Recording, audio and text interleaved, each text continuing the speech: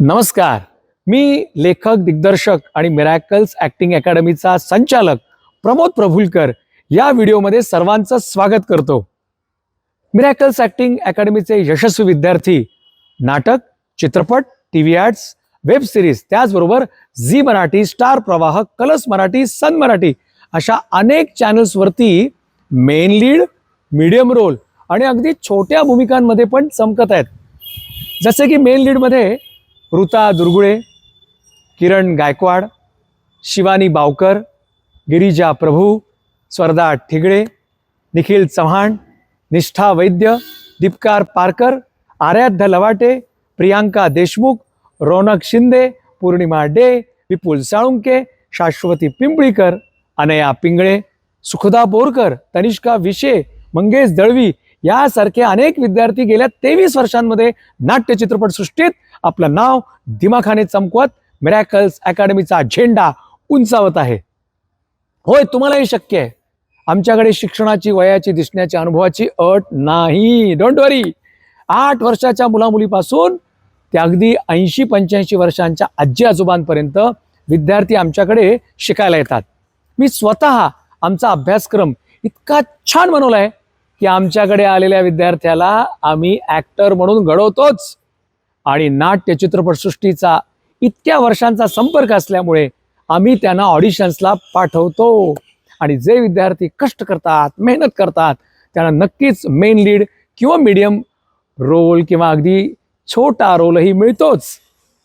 प्रख्यात निर्माते, दिग्दर्शक आणि अभिनेते सचिन पिळगावकर यांच्या नवरा माझा नवसाचा 1 आणि 2 या चित्रपटांमध्ये आमच्या असंख्य विद्यार्थ्यांनी काम केलेलं आहे. मी लिहून दिग्दर्शित केलेल्या गोडगुपित, नामदार मुख्यमंत्री गणप्या गावडे, फिनिक्स, सुंदर माझं घर आणि यूथ ट्यूब या चित्रपटांमध्ये मेन कलाकारांबरोबरच मिरॅकल्स ॲक्टिंग अकॅडमीच्या विद्यार्थ्यांनी अत्यंत आत्मविश्वासाने काम केलेलं आहे. यूट्यूब या चित्रपटामध्ये मिरॅकल्स अकॅडमीचे 300 विद्यार्थी चमकले होते. त्यात मुख्य भूमिकेमध्ये शिवानी बावकर ही आमची विद्यार्थिनी होती. मिरॅकल्स ॲक्टिंग अकॅडमीचे 6 महिने आणि 9 महिने म्हणजे 24 रविवार आणि 36 रविवार यांचे ॲक्टिंगचे कोर्सेस असतात. महाराष्ट्रामध्ये आमच्या दादर, ठाणे, पनवेल, बोरिवली, विरार, कोथरूड, चिंचवड, कोल्हापूर, नाशिक, सोलापूर इत्यादी ठिकाणी शाखा आहेत. माझ्यासह आमचे सर्व शिक्षक तुम्हाला अत्यंत प्रेमाने हसत खेळत शिकवतात आणि ॲक्टर म्हणून घडवतात आणि नाट्य, चित्रपट, वेब सिरीज, टीव्ही ॲड्स यामध्ये कलाकार म्हणून चमकण्याची संधी प्रदान करतात. मिरॅकल्स ॲक्टिंग अकॅडमीमध्ये ॲक्टर, ॲक्ट्रेसेस, लेखक, दिग्दर्शक, निर्माते येऊन आमच्या विद्यार्थ्यांना मार्गदर्शन करतात. आज कोण मार्गदर्शन करते पाहूया का? चला तर.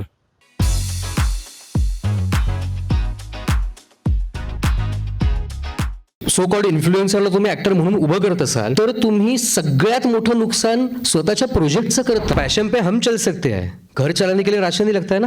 ते हिरो म्हणून छान वाटतात, पण त्याच हिरोला कॅरेक्टर दिलं जातं त्यावेळेला ते साफ तोंडावर पडतात. कुठल्याही क्षेत्रात किती वर जाऊ याला लिमिट नसतं. आपल्याला किती खाली उतरायचं आहे आणि आपल्या खाली उतरण्याचं लिमिट काय. जी काही आमची 4 वाक्य ठरली होती, 1, 2, 3, 4, मी पहिलं वाक्य बोललो, तिनं 4थ्या वाक्याचा रिस्पॉन्स दिला. मी जर 4 लोकांचा विचार करत बसलो तर 4 लोक काय करणार. कलाकार म्हणून काम करताना एक लक्षात ठेवा, आज तुम्ही प्रसिद्धीच्या शिखरावरती आहात, उद्या तुम्हाला कोणीही विचारणार नाही. तुम्ही जितकं चांगलं काम कराल तितकं प्रेशर वाढणार आहे, तितक्या लोकांच्या अपेक्षा वाढणार आहेत. स्वागत.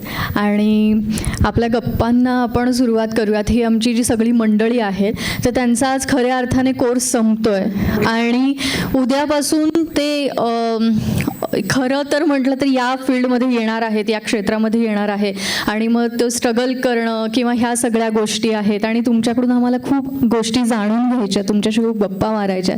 सो त्यांच्या मनात अनेक काही प्रश्न आहेत, ते त्यांच्या वतीने मी विचारीन तुम्हाला.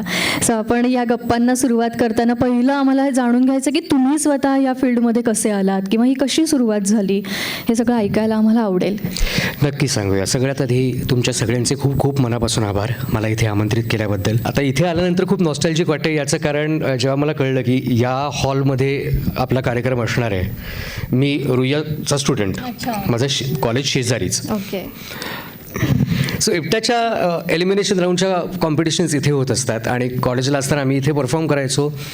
ह्याच इप्टाच्या कॉम्पिटिशनमध्ये मला लाईफमध्ये पहिल्यांदा बेस्ट स्क्रिप्टचं अवॉर्ड मिळालेलं होतं. सो एक माझी सक्सेसची सुरुवात इथून झालेली होती. त्यामुळे मला खूपच नॉस्टॅल्जिक वाटतंय. मुळात मी खूप लहानपणापासूनच मला कला क्षेत्रामध्ये आवड होतीच. आमच्या अख्ख्या फॅमिलीमध्ये सगळेच कलाकार आहेत. माझ्या आजोबांपासून आजीपासून माझ्या दोन्ही आत्या, माझा काका. आमच्याकडे साहित्यिक आहेत, आमच्याकडे चित्रकार आहेत, आमच्याकडे शिल्पकार आहेत, क्राफ्ट वर्क करणारे बरेच आहेत. फक्त आमच्याकडे फरक फक्त एवढा होता की माझ्या फॅमिलीमध्ये बाकी सगळ्यांनी उदरनिर्वाहासाठी काही ना काहीतरी व्यवसाय किंवा नोकरी आधीपासून केलेली होती. फुल टाईम या क्षेत्रात येण्याचा तिरसट निर्णय घेणारा मी पहिलाच. अच्छा. पण मग सॉरी इंटरप्ट करते, पण ह्या तिरसट निर्णयाला सपोर्ट होता घरून? पर्याय नव्हता त्यांना. नाही तर मग आमच्या घरचं असं की कंपल्सरी इंजिनिअरिंग आणि मेडिकल हे कंपल्सरी करायचं, म्हणजे घरात नाटकं करतात तितकी पुरेशी आहेत असं होतं. सो म्हणून असं झालं की अच्छा, बाकी सगळ्यांनी काहीतरी व्यवस्थित एज्युकेशन घेऊन जॉब करून हे केलं, तर तुम्हाला तो सपोर्ट दिला केला त्या बाबतीत खूपच लकी होतो की माझ्या सगळ्या फॅमिलीने मला टोटली सपोर्ट केला. कारण अगदी अभिमानाने एक गोष्ट सांगतो की माझे आजोबा हे महाराष्ट्रातले पहिले ॲनेस्थेशिया स्पेशलिस्ट. माझे पणजोबा म्हणजे स्वातंत्र्यपूर्व काळचे, त्यांची डिग्री आजही आमच्या घरी आहे. ते 1922 का 1923 सालचे MSc इन जिओलॉजी. म्हणजे माझ्या आजोबांची एक सख्खी बहीण जी महाराष्ट्रातली पहिली महिला पत्रकार. माझी दुसरी आत्या जी होती ती नॅशनल लेवलची स्विमर. म्हणजे असे एवढ्या मोठमोठ्या लोकांची माझ्या अख्ख्या घराण्याला परंपरा आहे. पण त्या काळी ती मुभा नसायची किंवा एक मध्यमवर्गीय सायकॉलॉजी होती साधारण. आपलं माझा जन्म होऊन मी जेव्हा शाळेत येऊ लागलो तोपर्यंत एक मध्यमवर्गीय मेंटॅलिटी होती की आपली आपण नोकरी करावी आणि बाकी छंद वगैरे ठीक आहेत. लकीली मी मोठा होईपर्यंत तो काळसुद्धा बदलला. माझ्या घरच्यांनी सुद्धा तो नवीन बदल ॲक्सेप्ट केला आणि मला आजही कुठल्याही परिस्थितीमध्ये मला 100% घरच्यांचा सपोर्ट असतो. आणि त्याच्याशिवाय हे घडूच शकत नाही. म्हणजे एवढं व्हरायटी ऑफ काम किंवा एवढं चूझी काम, खास करून मी खूप चूझी काम करतो. माझ्याकडे आलेलं प्रत्येक काम मला घेता येत नसतं, कारण माझं मनच लागत नाही तिकडे. जोपर्यंत मला 100% एखादं काम करावं असं वाटत नाही तोपर्यंत मी ते घेतच नाही. पण ही चूझी राहण्याची मुभा मला सगळी, माझी फॅमिली असू दे, माझे मित्रमंडळी असू देत, भरपूर मोठा मित्रपरिवार आहे माझा, त्या सगळ्यांच्या सपोर्टमुळेच हे सगळं शक्य झालं. त्यामुळं I am very much lucky in that aspect. क्या बात आहे. पण मग आता तुम्ही जसं म्हणाला की तुम्ही व्हरायटी ऑफ कामं करता, म्हणजे रायटर म्हणून, स्क्रीन प्ले रायटर म्हणून किंवा ॲक्टर म्हणून काम, व्हॉइस ओव्हर आर्टिस्ट किंवा तुम्ही त्यानंतर आत्ता मगाशी आपलं बोलणं झालं की तुम्ही पोलिसांसाठी हे कम्युनिकेशन स्किल आणि यासाठी तुम्ही वर्कशॉप केले. तर असं वेगवेगळ्या ह्याच्यात काम करताना की पण सुरुवातीपासून असं काही ठरलं होतं का की मला ॲक्टर व्हायचं आणि मग बाकीच्या ह्या गोष्टी सुचत गेल्या, किंवा अच्छा हे स्किल सेट डेव्हलप केले, किंवा आपल्यात आहे की आपण लिहू शकतो, म्हणजे नक्की काय? थँक्यू हा प्रश्न विचारल्याबद्दल, कारण खूप इंटरेस्टिंग प्रवास आहे. आपल्यापैकी प्रत्येकाला इच्छा असते की आपण लोकांसमोर दिसावं, आपली फेस व्हॅल्यू असावी आणि आपलं कौतुक व्हावं. त्यामुळे आपल्या सगळ्यांचा ओढा असतो ॲक्टर होण्याकडे, विच इज क्वाईट नॅचरल. आपल्याला प्रसिद्धी हवी असते, लोकांकडून रिकग्निशन हवं असतं. माझी गंमत म्हणजे मला कधीच ॲक्टर व्हायचं नव्हतं. मी सुरुवात केली त्यावेळेला मला ॲक्टिंग कधीच करायची नव्हती. मला एवढं माहिती होतं की मला या फील्डमध्ये काहीतरी काम करायचं आहे. डिरेक्शन ही खूप मोठी गोष्ट आहे आणि ती खूप शिकण्यासाठी खूप वेळ द्यावा लागणार, प्रयत्न करावे लागणार याची कल्पना होती. वाचन खूप लहानपणापासून वाचनाची आवड असल्यामुळे कदाचित आपण लिखाणाकडे थोडंसं काहीतरी वळू शकतो असा अंदाज होता. या सगळ्या अंदाजानंच मी 10वीला जेव्हा अगदी 82% पडले होते 10वीला मला, ठरवून कमी अभ्यास करून 82 आणले होते. कारण जर 90च्या पलीकडे मिळवले असते तर मला घरच्यांनी मग रट्टे मारून नाही ॲटलिस्ट इंजिनिअरिंग कर किंवा हे कर, सायन्स कर, कारण एवढे चांगले मार्क मिळाले ते घालवू नकोस आणि मग बाकी काय ते कर असं सांगितलं असतं. आणि मग त्यावेळेला मला नाही म्हणणं शक्य नव्हतं. म्हणून मी ठरवूनच कमी अभ्यास करून मी म्हटलं याच्या खाली गेलो तर घरच्यांचा अपमान होईल, म्हणून त्यांचा मान राखायचा, म्हणून ती एक स्टेज मी अचीव्ह केली तेवढी. बाप रे, हे असं ठरवून होतंय, कमाल आहे. हे एक वेगळं स्किल आहे. ऍक्च्युली तेच सगळ्यात मोठं स्किल आहे की आपण आपल्याला किती वरती जाता येईल ह्याला कधीच लिमिट नसतं. कोणालाच लिमिट नसतं. आपण कुठल्याही क्षेत्रात किती वर जाऊ याला लिमिट नसतं. खरं. आपल्याला किती खाली उतरायचं आहे आणि आपल्या खाली उतरण्याचं लिमिट काय, कुठल्या लेवलच्या खाली आपण काही झाली तरी उतरायचं नाही आहे, हे तो बेंचमार्क आपल्याला समजणं आणि तो आपल्याला पाळता येणं, दरवेळी तो फॉलो करता येणं, हे सगळ्यात महत्त्वाचं असतं. खरं. सो 10वीला तेवढे चांगले मार्क मिळवून सुद्धा मी ठरवून आर्ट्सला ॲडमिशन घेतली. त्यावेळेला मी राहायचो पनवेलला. 2च कॉलेजेसमध्ये मी फॉर्म टाकलेला होता, तर रुईया किंवा रुपारेल. अच्छा. दोन्हीकडे फर्स्ट लिस्टला नाव लागलं होतं आणि रुईयाला ॲडमिशन घेण्याचं साधं प्रॅक्टिकल कारण असं होतं की पनवेलवरून येताना रुईया आधी लागतं, रुपारेला जायचं तर दादरला उतरून परत एक ट्रेन चेंज करून जावं लागते. अच्छा. ओके. एवढ्या साध्या कारणाखातर मी रुईयाला ॲडमिशन घेतली. पहिल्या वर्षी एकांकिकांमधून बॅकस्टेजपासून सुरुवात केली, कारण रुईयाला खूप मोठी परंपरा आहे एकांकिकांची. आणि आमच्याकडे रुईयाची शिस्त हा एक खूप खास वेगळा प्रकार आहे. आमच्याकडे तर खूपच जास्त कडक होती यावेळेला. आता त्याच्यानंतरच्या जनरेशनच्या बाबतीत मला माहीत नाही फारसं, पण आमच्या वेळेला म्हणजे तुम्ही आल्यानंतर, तुम्ही ऑडिशन दिल्यानंतर तुमचं कितीही कौतुक झालेलं असेल, तुमच्यात कितीही चांगले स्किल्स असतील, तुम्ही कितीही चांगली ॲक्टिंग करत असाल, तरी तुम्हाला सुरुवात झाडू घेऊन स्टेज झाडण्यापासूनच करायची आहे. ही आमच्या वेळेला त्यावेळेला रूल होता. आमचं ऑडिटोरियम त्यावेळेला जे होतं ते स्टेज असं असेल तरी खाली जिथे खुर्च्या सुरू व्हायच्या तिथे मध्ये गँगवेमध्ये खूप मोठी गॅप होती. आमच्या रिहर्सल सगळ्या तिथे व्हायच्या आणि पहिली कडक रन थ्रू झाल्याशिवाय स्टेजवर जाता येत नव्हतं आम्हाला. त्यामुळे नाटक बसलं की आमच्यासाठी तो एक हे असायचं, आम्हाला एक ॲम्बिशन असायची की आज कडक रन थ्रू करायची आहे तर उद्या आपल्याला स्टेजवर जायला मिळणार आहे. सो अशा प्रकारे आम्हाला मोटिवेट करून, म्हणजे पॉझिटिव्हली मोटिवेट करून शिस्त लावून ते काम सुरू झालेलं होतं. आणि सगळंच करत होतो त्यावेळेला. कधी गरज पडली तर लाईट्स ऑपरेट करायला बसायचो, लाईट्स ॲडजस्ट करायला बसायचो, म्युझिक ऑपरेट करताना शीट फॉलो करायला बसायचो. त्यावेळेला तर कॅसेटवरती किंवा CDजवरती ऑपरेट व्हायचं. तर ते सगळं चालू असायचं. आणि मला खऱ्या अर्थानं रायटिंगकडे आणणारा माझा मार्गदर्शक म्हणजे निशिकांत कामत. बिकॉज ते आमचे सिनियर, निशी सर आमचे कॉलेजचे सिनियर.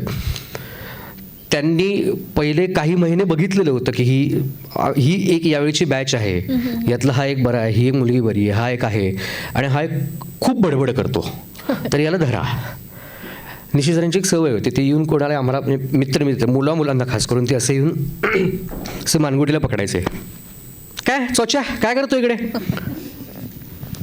असंच एक दिवशी मला नाक्यावरती गाठलं आणि काय करत आहे रे तू? म्हटलं कुछ नहीं, आया हो यहाँ पे नाटक करने के लिए. क्या करना क्या चाहता है? नाटकात काय करायचं आहे तुला? लिहायचं आहे, अभिनय करायचं आहे, दिग्दर्शन करायचं आहे, काय करायचं? म्हटलं काही नाही, मी आता एक्सप्लोर करतो आहे. तुला किती वर्ष एक्सप्लोर करणार आहे? 6 महिने जर तुला समजलं नसेल की ॲटलिस्ट तुला कशात स्पेशलायझेशन करायचं आहे तर पुढे आयुष्यात कधी समजणार नाही आहे. म्हणाल तू खूप बोलतोस, तू जेवढं बोलतोस त्याचे 1% तरी लिहून दाखव मला. तेव्हा त्या वर्षी मी पहिली एकांकिका लिहिली, जी आम्ही संस्कृतमध्ये ट्रान्सलेट करून संस्कृतमध्ये प्रेझेंट केली. त्याला मला पहिल्यांदा लिखाणाचं बक्षीस मिळालं.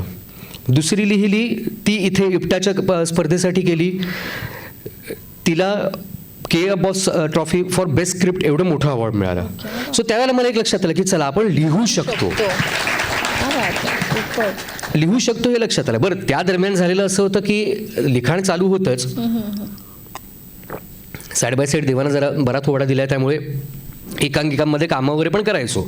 मराठीत कधीच केली नाही, म्हणजे मराठी एकांकिका ज्या माझ्या वेळच्या होत्या, गमभन असेल किंवा मुक्तिधाम असेल, अनन्या असेल, त्याच्यात मी कधीच काम केलं नव्हतं. तिकडे सगळीकडे मी बॅकस्टेजला असायचो. मी मराठी सोडल्यास हिंदी, संस्कृत, गुजराती, उर्दू आणि इंग्लिश या 5ही भाषांमध्ये माझ्या एकांकिका चालू असायच्या. पण मग एवढं गुजराती किंवा हे सगळं भाषेवर कमांड कशी काय आली, किंवा कधी शिकलात ते, किंवा काय, का मित्र होते किंवा कसं? मित्र होते आणि फक्त काय ना, ऑब्झर्वेशन माझं बहुतेक स्मार्ट होतं लहानपणापासून, किंवा ती दैवदत्त देणगी मिळाली असेल मला. एकदम मी लहानपणापासून खूप ठिकाणी फिरलो, मुंबईत सुद्धा अनेक ठिकाणी राहिलो, सगळ्या क्लासेसमध्ये मी वावरलो. त्यामुळे काही काही ठिकाणच्या ट्रेड्स असतात, गोष्टी असतात, त्या माझ्या कानावरती पडत गेल्या, मला ऑब्झर्वेशनमध्ये दिसत राहिल्या. आता मी जे गुजराती एकांकिका एका वर्षी केली होती त्याच्यामध्ये माझं कॅरेक्टर सुद्धा गुजराती नव्हतं, ते पारशी गुजराती होतं. अच्छा. सो त्याच्यामध्ये सुद्धा एक फरक असतो. बरोबर. नॉर्मल गुजराती लोकांच्या बोलण्यामध्ये एक मजा मचे ने हा वेगळा असतो, आणि ते जर पारसी लोकांकडे गेलं तर ते बोलणं वेगळं असतं नाही त्यांचं.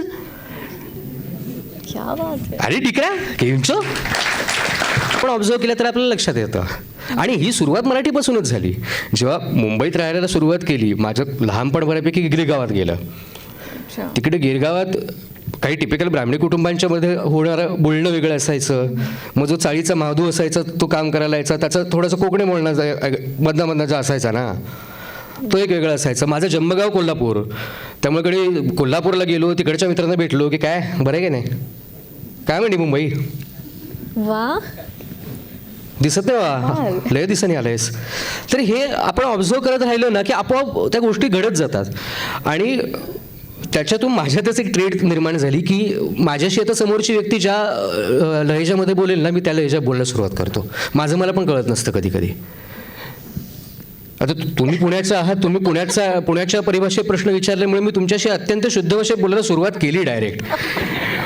पण आता जर एखादा डोंबिवलीचा मित्र येऊन बसला, काय मला कधी आलं तू, अरे ला तर लय उशीर झालं रे, का गरमी झाली ना बा, डायरेक्ट होणार ते माझं आपोआप होणार. बॅच आहे का? ओके. ओके. सो असं सगळं झालं आणि सुरुवात झाली. कॉलेज संपल्यानंतर मी लेखक म्हणूनच जास्त स्ट्रगल करत होतो. एका नवीन सिरियलचं कास्टिंग, म्हणजे नवीन सिरियलची तयारीच सुरू आहे असं मला समजलं होतं. आणि अंबर हडप आणि गणेश पंडित दोघं लेखक त्यावेळेला, ते मराठी एकांकिका लिहित होते, मी हिंदी एकांकिका लिहित होतो आमच्याच कॉलेजसाठी. सो तसं ते एक बॅच तयार झालेली होती आमची. म्हणजे खरं तर ते दोघं मला सिनियर बरेचसे, पण ती एक बॅच आमची तयार झाली होती. त्यांनी मला सांगितलं की आम्ही एक नवीन सिरियल करतोय, ते तिकडे डायलॉगसाठी असिस्ट करायला येशील का, सुरुवातीला तुझं नाव नाही लागणार, गोस्ट रायटिंग करावं लागेल थोडे महिने, पण पैसे मिळतील. म्हटलं चालेल, सुरुवात करून बघूया. तिथे जेव्हा मी पोचलो त्या प्रोडक्शन हाऊसला, ते होतं कांदिवलीला. त्यावेळेला हे स्टारचं ऑफिस होतं ह्याला महालक्ष्मीला, फेमस स्टुडिओच्या इथे. आणि प्रोड्युसर, रायटर, डिरेक्टर हे सगळे मीटिंगसाठी स्टारच्या ऑफिसला गेले होते आणि तिकडे ऑडिशन्स चालू होत्या प्रोडक्शनच्या ऑफिसमध्ये. मी तिथे जाऊन ज्या वेळेला त्या एक्झिक्युटिव्ह प्रोड्युसरला भेटलो, तिनं मला एकांकिकेत बघितलेलं होतं कुठल्या तरी. तर मग तिला वाटलं की मी ऑडिशन द्यायला आलोय. तिनं डायरेक्ट ऑडिशनचाच कागद माझ्या हातात ठेवला आणि कॅरेक्टरचं ब्रीफ दिलं. मला असं झालं की आता हे मीटिंगला गेलेत, ह्याच्यावरून महालक्ष्मीवरून निघालेत, म्हणजे कांदिवलीला पोचायला ॲटलिस्ट एक तासभर तरी जाणार, तोपर्यंत बसून बसून करू काय, देतो ऑडिशन असं म्हणून मी आजी काहीही डोकं न लावता ऑडिशन दिली आणि ती पास झाली आणि मला माझी पहिली सिरियल मिळाली, तुझं आणि माझं घर श्रीमंताचं. जस्ट ती सिरियल मिळाली तेव्हा सुद्धा मी ऑडिशन दिली. नंतर अंबर गणेश आले, त्यांच्याकडून गोष्ट समजून घेतली. त्यांनी सांगितलं मला 1-2 सीन मला लिहून पाठव. म्हटलं ओके, घरी जातो, लिहून उद्यापर्यंत पाठवतो. घरी गेल्यानंतर सीन्स पाठवले. 2 दिवस मला काहीच कॉल नाही, रिस्पॉन्सच नाही त्यांच्याकडून. मला कळे ना काय होतंय ते. म्हणून मी कॉल करून विचारला अंबरला, म्हटलं अरे काय झालं. तो म्हणाला थांब जरा, थांब, पुढचे सीन नको लिहूस तू, पण तू या प्रोजेक्टमध्ये आहेस, थांब. मला कळे ना असं कसं, जर मी प्रोजेक्टमध्ये आहे तर मला पुढचं लिहू देत. आणि त्याच दिवशी संध्याकाळी मला ईपीचा कॉल आला की अरे तुझं कास्टिंग ओके झालं इकडे, तर तू करशील ना, तुला म्हणजे चांगलं वाटतं, म्हणजे चॅनलला पण तू आवडला आहेस. मला कळे ना, कारण मला ॲक्टिंग करायची इच्छा नव्हती त्यावेळेला. सो मी मी असं डिस्कस करायचं म्हणून मी माझ्या वडिलांना विचारलं. माझे वडील कोल्हापुरात असताना कॉन्स्टंट 20-1 वर्ष तिकडच्या ह्याच्यावरती थिएटरमध्ये ॲक्टिव्ह होते. त्यांचंही कोल्हापुरात चांगलं म्हणजे नट म्हणून नाव आहे. मी त्यांना विचारलं, म्हटलं मी काय करू, म्हटलं मला ॲक्टिंगची इच्छा नाही आहे, पण रायटिंगचं हे नको म्हणतात आणि हे मला म्हणतात की आता इथे कास्टिंग झालं आहे तुझं. त्यावेळी वडिलांनी मला सांगितलं की बघ, अभिनय किंवा म्हणजे कुठलंही आपल्या क्षेत्रामध्ये कॅमेरा शिकण्यासाठी सर्वोत्तम पोझिशन 2च असतात, कॅमेऱ्याच्या समोर नट आणि कॅमेऱ्याच्या मागे ॲक्च्युअल कॅमेरामॅन. तुला ही मिळती आहे ना, तू इथून सुरुवात कर. तू सुरुवात कर, तुझ्या ओळखी तरी होतील. आत्ता तुझ्या सगळ्या एकांकिका सर्कलमधल्या ॲमॅच्युअर ओळखी आहेत. तू प्रोफेशनल लेवलला सुरुवात कर, ॲक्टिंगपासून सुरुवात कर, प्रोसेस समजून घे. तुला अजून सिरियल लिहिता येत नाही, तू अजून फिल्म लिहिलेली नाही आहेस, कॅमेऱ्यासाठी लिहायचं कसं ह्याचा तुला गंध नाही आहे, मग तू ते प्रत्यक्ष करून बघ. तुला नट म्हणून स्क्रिप्ट येईल त्यावेळेला त्या स्क्रिप्टचा अभ्यास कर. डिरेक्टर जेव्हा सांगतो त्यावेळेला कशा प्रकारे ते काम चालतं, कशा प्रकारे शॉर्ट डिव्हिजन असतं, ट्रीटमेंट कशी असते, फ्रेम कशी लावली जाते, ह्या सगळ्या गोष्टी तुला जर शिकायला मिळत आहेत आणि त्या शिकण्याचे जर तुला पैसे मिळणार आहेत आणि वर तुला ओळखसुद्धा मिळणार आहे, तर का सोडतोयस? आणि मला तो सल्ला पटला. मी ती सिरियल घेतली. त्याच्यानंतर 3-4 वर्ष सलग मला, म्हणजे ती एक सिरियल झाल्यानंतर पहिली फिल्म मला मिळाली. त्या सिरियलमध्येच रमेश देव माझे आजोबा होते, त्यांनीच मला पहिली फिल्म दिली जेता, ज्याच्यामध्ये त्यांनी मला कास्ट केलं. त्याच्यानंतर हिंदी सिरियल मिळाली. असं होत होत मी ॲक्टर म्हणून काम चालू ठेवलं होतं आणि साईड बाय साईड ज्या वेळेला EPची वगैरे भेट व्हायची सेटवरती, कधी चॅनलचे लोक यायचे, तेव्हा मी निर्लज्जपणे त्यांच्याकडे जाऊन स्ट्रगल करायचो. ऐक ना, मला लिहायला आवडतं, मला लिहायला दे ना काहीतरी. मग एकदा एका सिरियलसाठी सेम झालं होतं. परत मी एपिसोडचा एक पायलट एपिसोड लिहून पाठवला होता डायलॉगचा, तो रिजेक्ट झाला. आणि तिथेच मला परत सांगितलं की अरे नाही, डायलॉगमध्ये मजा नाही येते किंवा तुझ्यापेक्षा बेटर रायटर आहे आमच्याकडे, सो आपण ह्याच्यासाठी नको रायटिंग करायला, ह्या कॅरेक्टरसाठी तू ये ना. अच्छा. परत मग त्याच कॅरेक्टरसाठी म्हणजे दुसऱ्या सिरियलला ॲक्टर म्हणूनच परत काम करायला सुरुवात केली. ती झाल्यानंतर नेक्स्ट एकदा मला कॉल आला की तू कोल्हापूरचा आहेस ना? मी म्हटलं हो. मग आपण एक शो करतोय, तर त्याच्यामध्ये थोडा ना आपल्याला कोल्हापुरी फ्लेवर हवा आहे डायलॉग्समध्ये, तर तू एक पायलट एपिसोड लिहून पाठवशील का? अच्छा. म्हटलं ओके, लिहून पाठवतो. माझ्याकडे शो आला, मी एपिसोड वाचला. एपिसोड खूप इंटरेस्टिंग वाटला. तो वेगळा होता, म्हणजे नेहमीच्या ह्याच्यापेक्षा खूपच वेगळा पॅटर्न होता. स्क्रीनप्लेचाच पॅटर्न वेगळा होता. ड्रामा खूप हाय लेवलचा होता. मी तो पायलट एपिसोड लिहून पाठवला आणि मला चॅनलमधून कॉल आला की ये आणि नरेट कर. कारण वाचून काही काही गोष्टी आम्हाला कळत नाही आहेत. काही काही शब्द तुझे वापरलेस, टर्मिनॉलॉजी, ती आम्हाला पटकन कळत नाही आहे, तर प्लीज नरेट कर. मी चॅनलमध्ये गेलो, नरेट केला. आता बघा, इथे माझी पुण्याई कशी कामाला आली, पुण्याई किंवा अभ्यास, की मी त्याच्या आधी 3-4 वर्ष ॲक्टर म्हणून काम करत होतो, म्हणून मला नरेशनचा कॉन्फिडन्स होता. दुसरी गोष्ट, इंटोनेशन माहिती होती. मी प्रत्येक कॅरेक्टर वेगळ्या वेगळ्या पद्धतीने नरेट करू शकत होतो. त्यामुळं ऐकताना त्यांना अख्खा एपिसोड दिसू लागला. मी काही शब्द जे वापरले होते जे त्यांना माहितीही नव्हते, म्हणजे कशाला कावलायस माझ्यावर, कावलायस म्हणजे चिडलायस का, सो असे काही शब्द मी वापरलेले होते. रेमेडोस्क्याचा काही शब्द ते नुसते वाचल्यानंतर समजणार नाहीत, पण जेव्हा मी ते उच्चारातून बोलून दाखवलं त्यावेळेला तो अर्थ त्यांना ऐकू आला आणि त्याच्यातून त्यांना समजलं. हे मला माझ्या पथ्यावर पडलं की आधी 2-3 वर्ष ॲक्टर म्हणून काम करणं. आणि मग मला रायटर म्हणून पहिला ब्रेक मिळाला, जो होता देवयानी. अच्छा. मग त्याचे जवळजवळ किती 3 वर्ष सलग मी 12-12.5 एपिसोड मी सलग लिहिले त्याचे, आणि तो त्याच्या डायलॉग्समुळेच जास्त फेमस झाला शो. मग त्याच्या पुढे मला काही डायलॉग रायटिंगचे मिळत गेले. पुढच्या कुठल्या शोमध्ये मला तितकी मजा नाही आली जेवढी देवयानी यायला आली, कारण तशी कॅरेक्टर्स नव्हती, तशी ती भट्टी जुळून नाही आली. आय डोंट नो, पण त्याच्यानंतर पण शो लिहिले, आत्ताही लिहितोय. अच्छा. सो अशा सगळ्या एक गोष्टी होत गेल्या. आणि ज्यावेळेला मला कळलं की आपण TV शो लिहितोय पण याच्यात ती मजा नाही येते, त्यावेळेला मी डायव्हर्सिफाय करायला सुरुवात केली. अच्छा. म्हटलं आता इकडे जमत नाहीये, मजा येत नाहीये, तर आपण पाट्या टाकणार.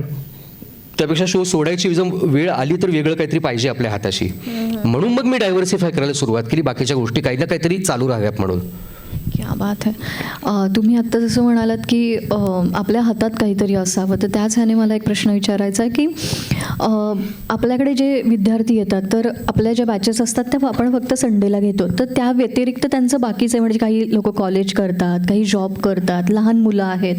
सो अशा वेळेस जसं तुम्ही म्हणालात की काहीतरी हातात असावं, की आता ही जी बॅच आहे ही ॲक्टिंगची बॅच आहे, तर तुमच्यात म्हणजे तुम्ही लिहिता, व्हॉइस ओव्हर किंवा या सगळ्या किंवा ॲक्टिंग, तसं स्किल सेट डेव्हलप करावेत किंवा याविषयी तुम्ही काय मार्गदर्शन कराल विद्यार्थ्यांना? की आता समजा कसं होतं बेसिकली की उद्यापासून हा जो काही प्रवास सुरू होणार आहे, तर प्रत्येकाची वेळ आणि हे सगळं सक्सेस, ह्या सगळ्या वेगवेगळ्या वेळा असतात.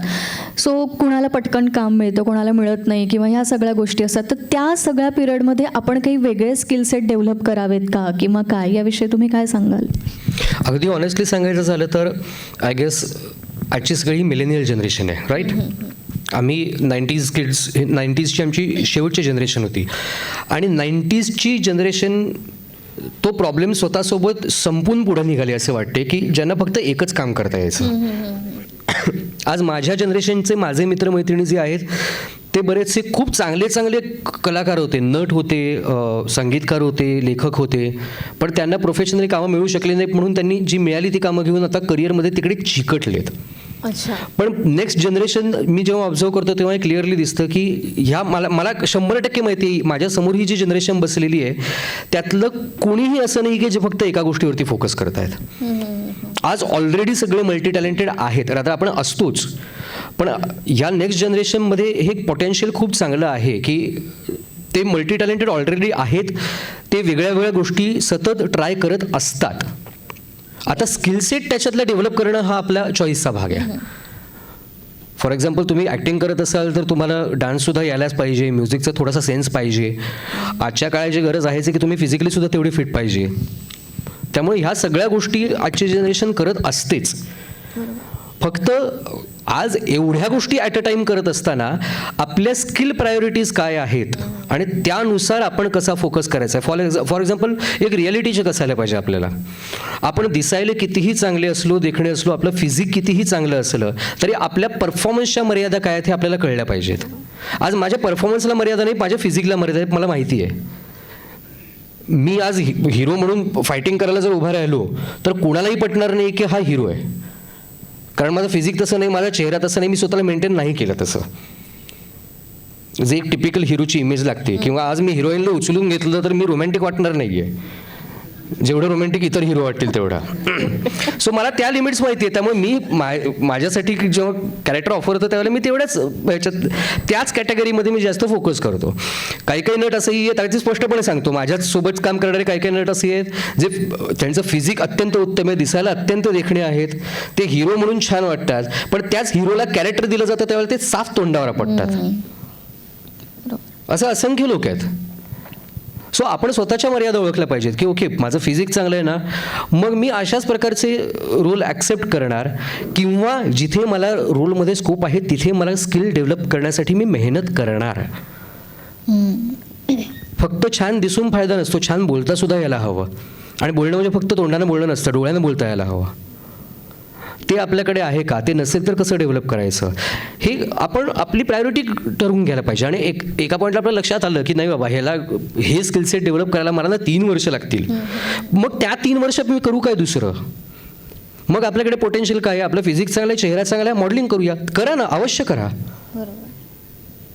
पण आपापल्या स्किल सेटला ओळखून आपली प्रायोरिटी लिस्ट रिॲलिटी चेकनुसार प्रिपेअर्ड ठेवणं आणि त्या अनुषंगानं प्रयत्न करणं हेच सगळ्यात महत्त्वाचं असं मला तरी वाटतं. ओके.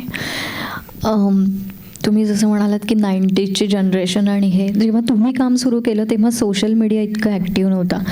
आत्ता सध्या नवोदितांसाठी ती म्हणजे संधी आहे, किंवा त्याच्यावर कसं ॲक्टिव्ह राहावं, किंवा काय याबद्दल तुम्हाला वाटतं, सोशल मीडियाबद्दल तुमचं काय म्हणणं आहे, किंवा काय मत काय आहे तुमचं त्याबद्दल? सोशल मीडियाबद्दल अगदी प्रांजळपणे माझं थोडं संमिश्र मत आहे. एक गोष्ट अगदी स्पष्टपणे सांगतो, कालच माझी भांडणं झालेली आहेत आमच्या प्रोडक्शन आणि चॅनल टीमसोबत. एक नवीन शो मी प्रिपेअर करतो आहे, त्याच्यामध्ये कास्टिंग ऑप्शन्स जेव्हा आले त्यावेळेला अरे हां फोटोज चांगले आहेत, आता ऑडिशन बघूया. ऑडिशन बघितल्यानंतर आम्ही शिव्या घातल्या की म्हटलं ह्याला काय म्हणून शॉर्टलिस्ट केलं, ह्याला एक वाक्य धड बोलता येत नाही आहे, आत्ता का शॉर्टलिस्ट केलं. अरे नाही, ह्याचं इतकं फॉलोइंग आहे. तुम्ही फॉलोईंगसाठी दगड आमच्यासमोर ठेवणार असाल तर त्याला आम्ही जर तासात बसायचं असेल तर आम्हाला तेवढा वेळ द्या, त्याचा मोबदला आम्हाला द्या ॲज मेकर्स. बरोबर. त्यामुळं माझं स्पष्ट मत हे आहे की कुणाचंही कास्टिंग आज फॉलोईंगच्या जोरावर होत असेल तर ते चुकीचं आहे. फॉलोईंग उत्तम आहे, परफॉर्मन्ससुद्धा उत्तम आहे, अवश्य त्यांना कास्ट करा. मिथिला पालकर आहे, प्राजक्ता कोळी आहे, यांनी किती सुंदर कामं केलेली आहेत आणि त्यांचं फॉलोईंगसुद्धा छान आहे. पण इथे काम करताना तुम्हाला त्या कॅटेगरीमधला किंवा त्या कॅरेक्टरला करेक्ट परफॉर्मन्स मॅच करणारा नट असेल तर अवश्य काम द्या ना त्याला. ही प्रायोरिटी असली पाहिजे ना की फॉलोईंग किती आहे. म्हणजे गंमत म्हणून सांगतो, संजय मोने तुम्हाला नाव माहितीच असेल. संजय दादासोबत एकदा असंच आम्ही एका नाटकाचं डिस्कशन करत बसलेलो होतो आणि कास्टिंगचाच विषय निघाला होता आणि कोणीतरी एक नाव सजेस्ट केलं ज्यावर संजय दादा म्हणाले हा काय नट करे. याला धड उभं राहता येत नाही, एक वाक्य म्हणता येत नाही, चल असली नावं सजेस्ट करू नकोस. अरे नाही, पण तो माणूस खूप चांगला आहे. माणूस चांगला असेल त्याला बाबा आमटेंकडे पाठवा, इथे काम करणारे लोक पाहिजेत. तर तसंच माझं म्हणणं आहे की सोशल मीडियावरती फॉलोईंग चांगलं असेल ना, बोलवा, भर चौकात बोलवा, सत्कार करा त्यांचा, तुमचे घरगुती समारंभ करा. तुम्हाला कॅरेक्टरसाठी कास्ट करायचं असेल तर ते कॅरेक्टर मॅच करणारा ॲक्टर घ्या ना.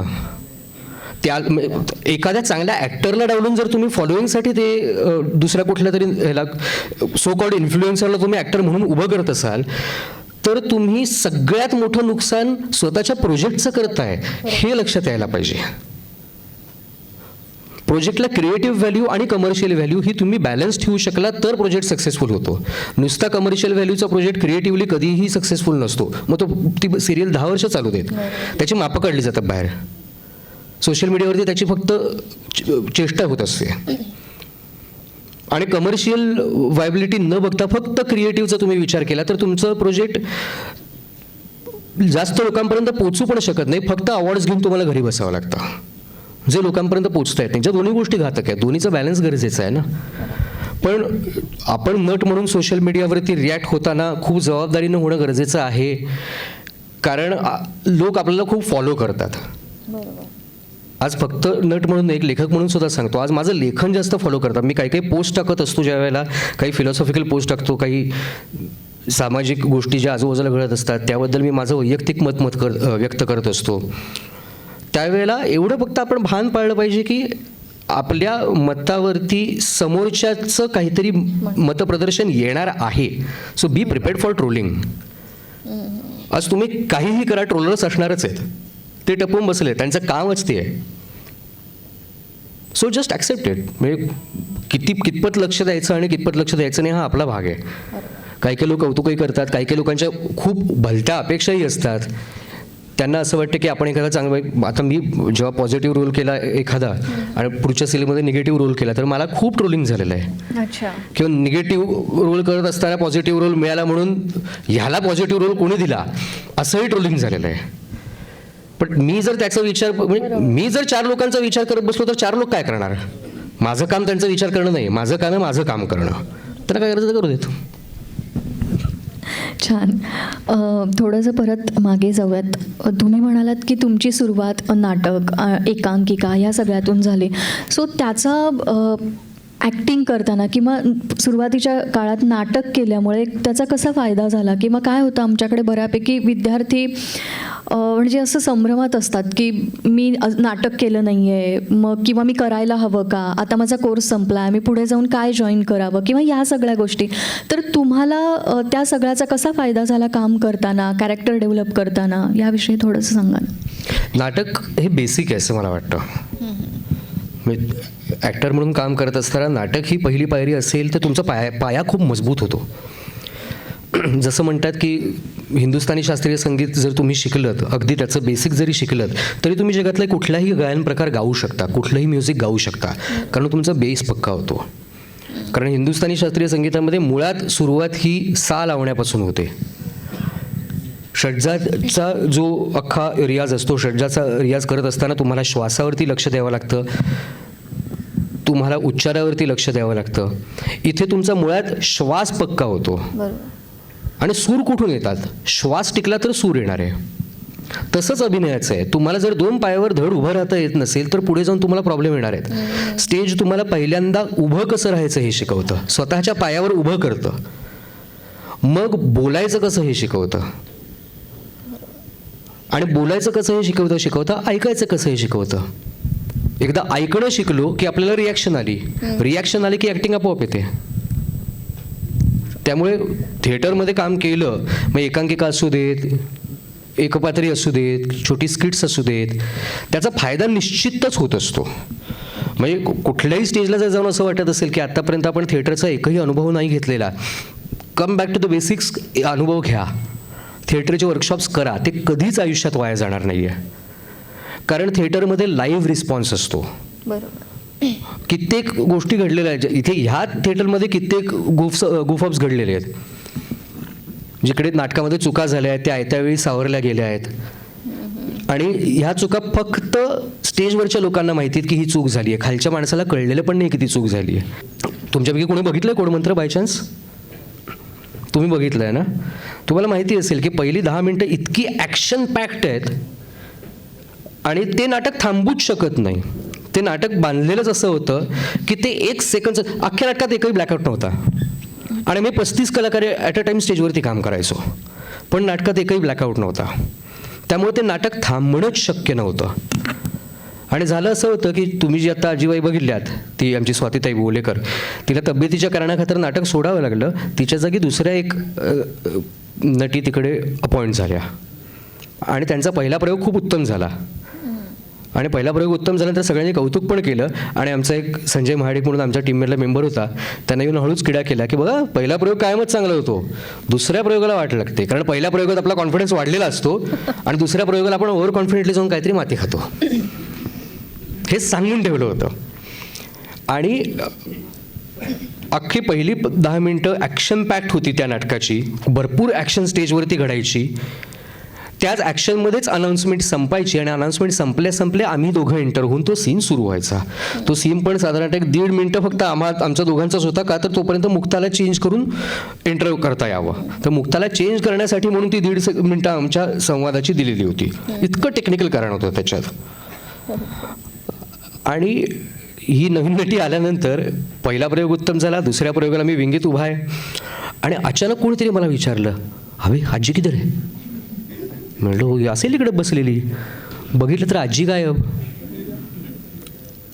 आजी कुठे? माझी एंट्री आली, आता आपला सीन आला, 35 सेकंद उरलीत रे, झाली अनाऊन्समेंट संपत आली. कुठे? मी धावत मागे गेलो.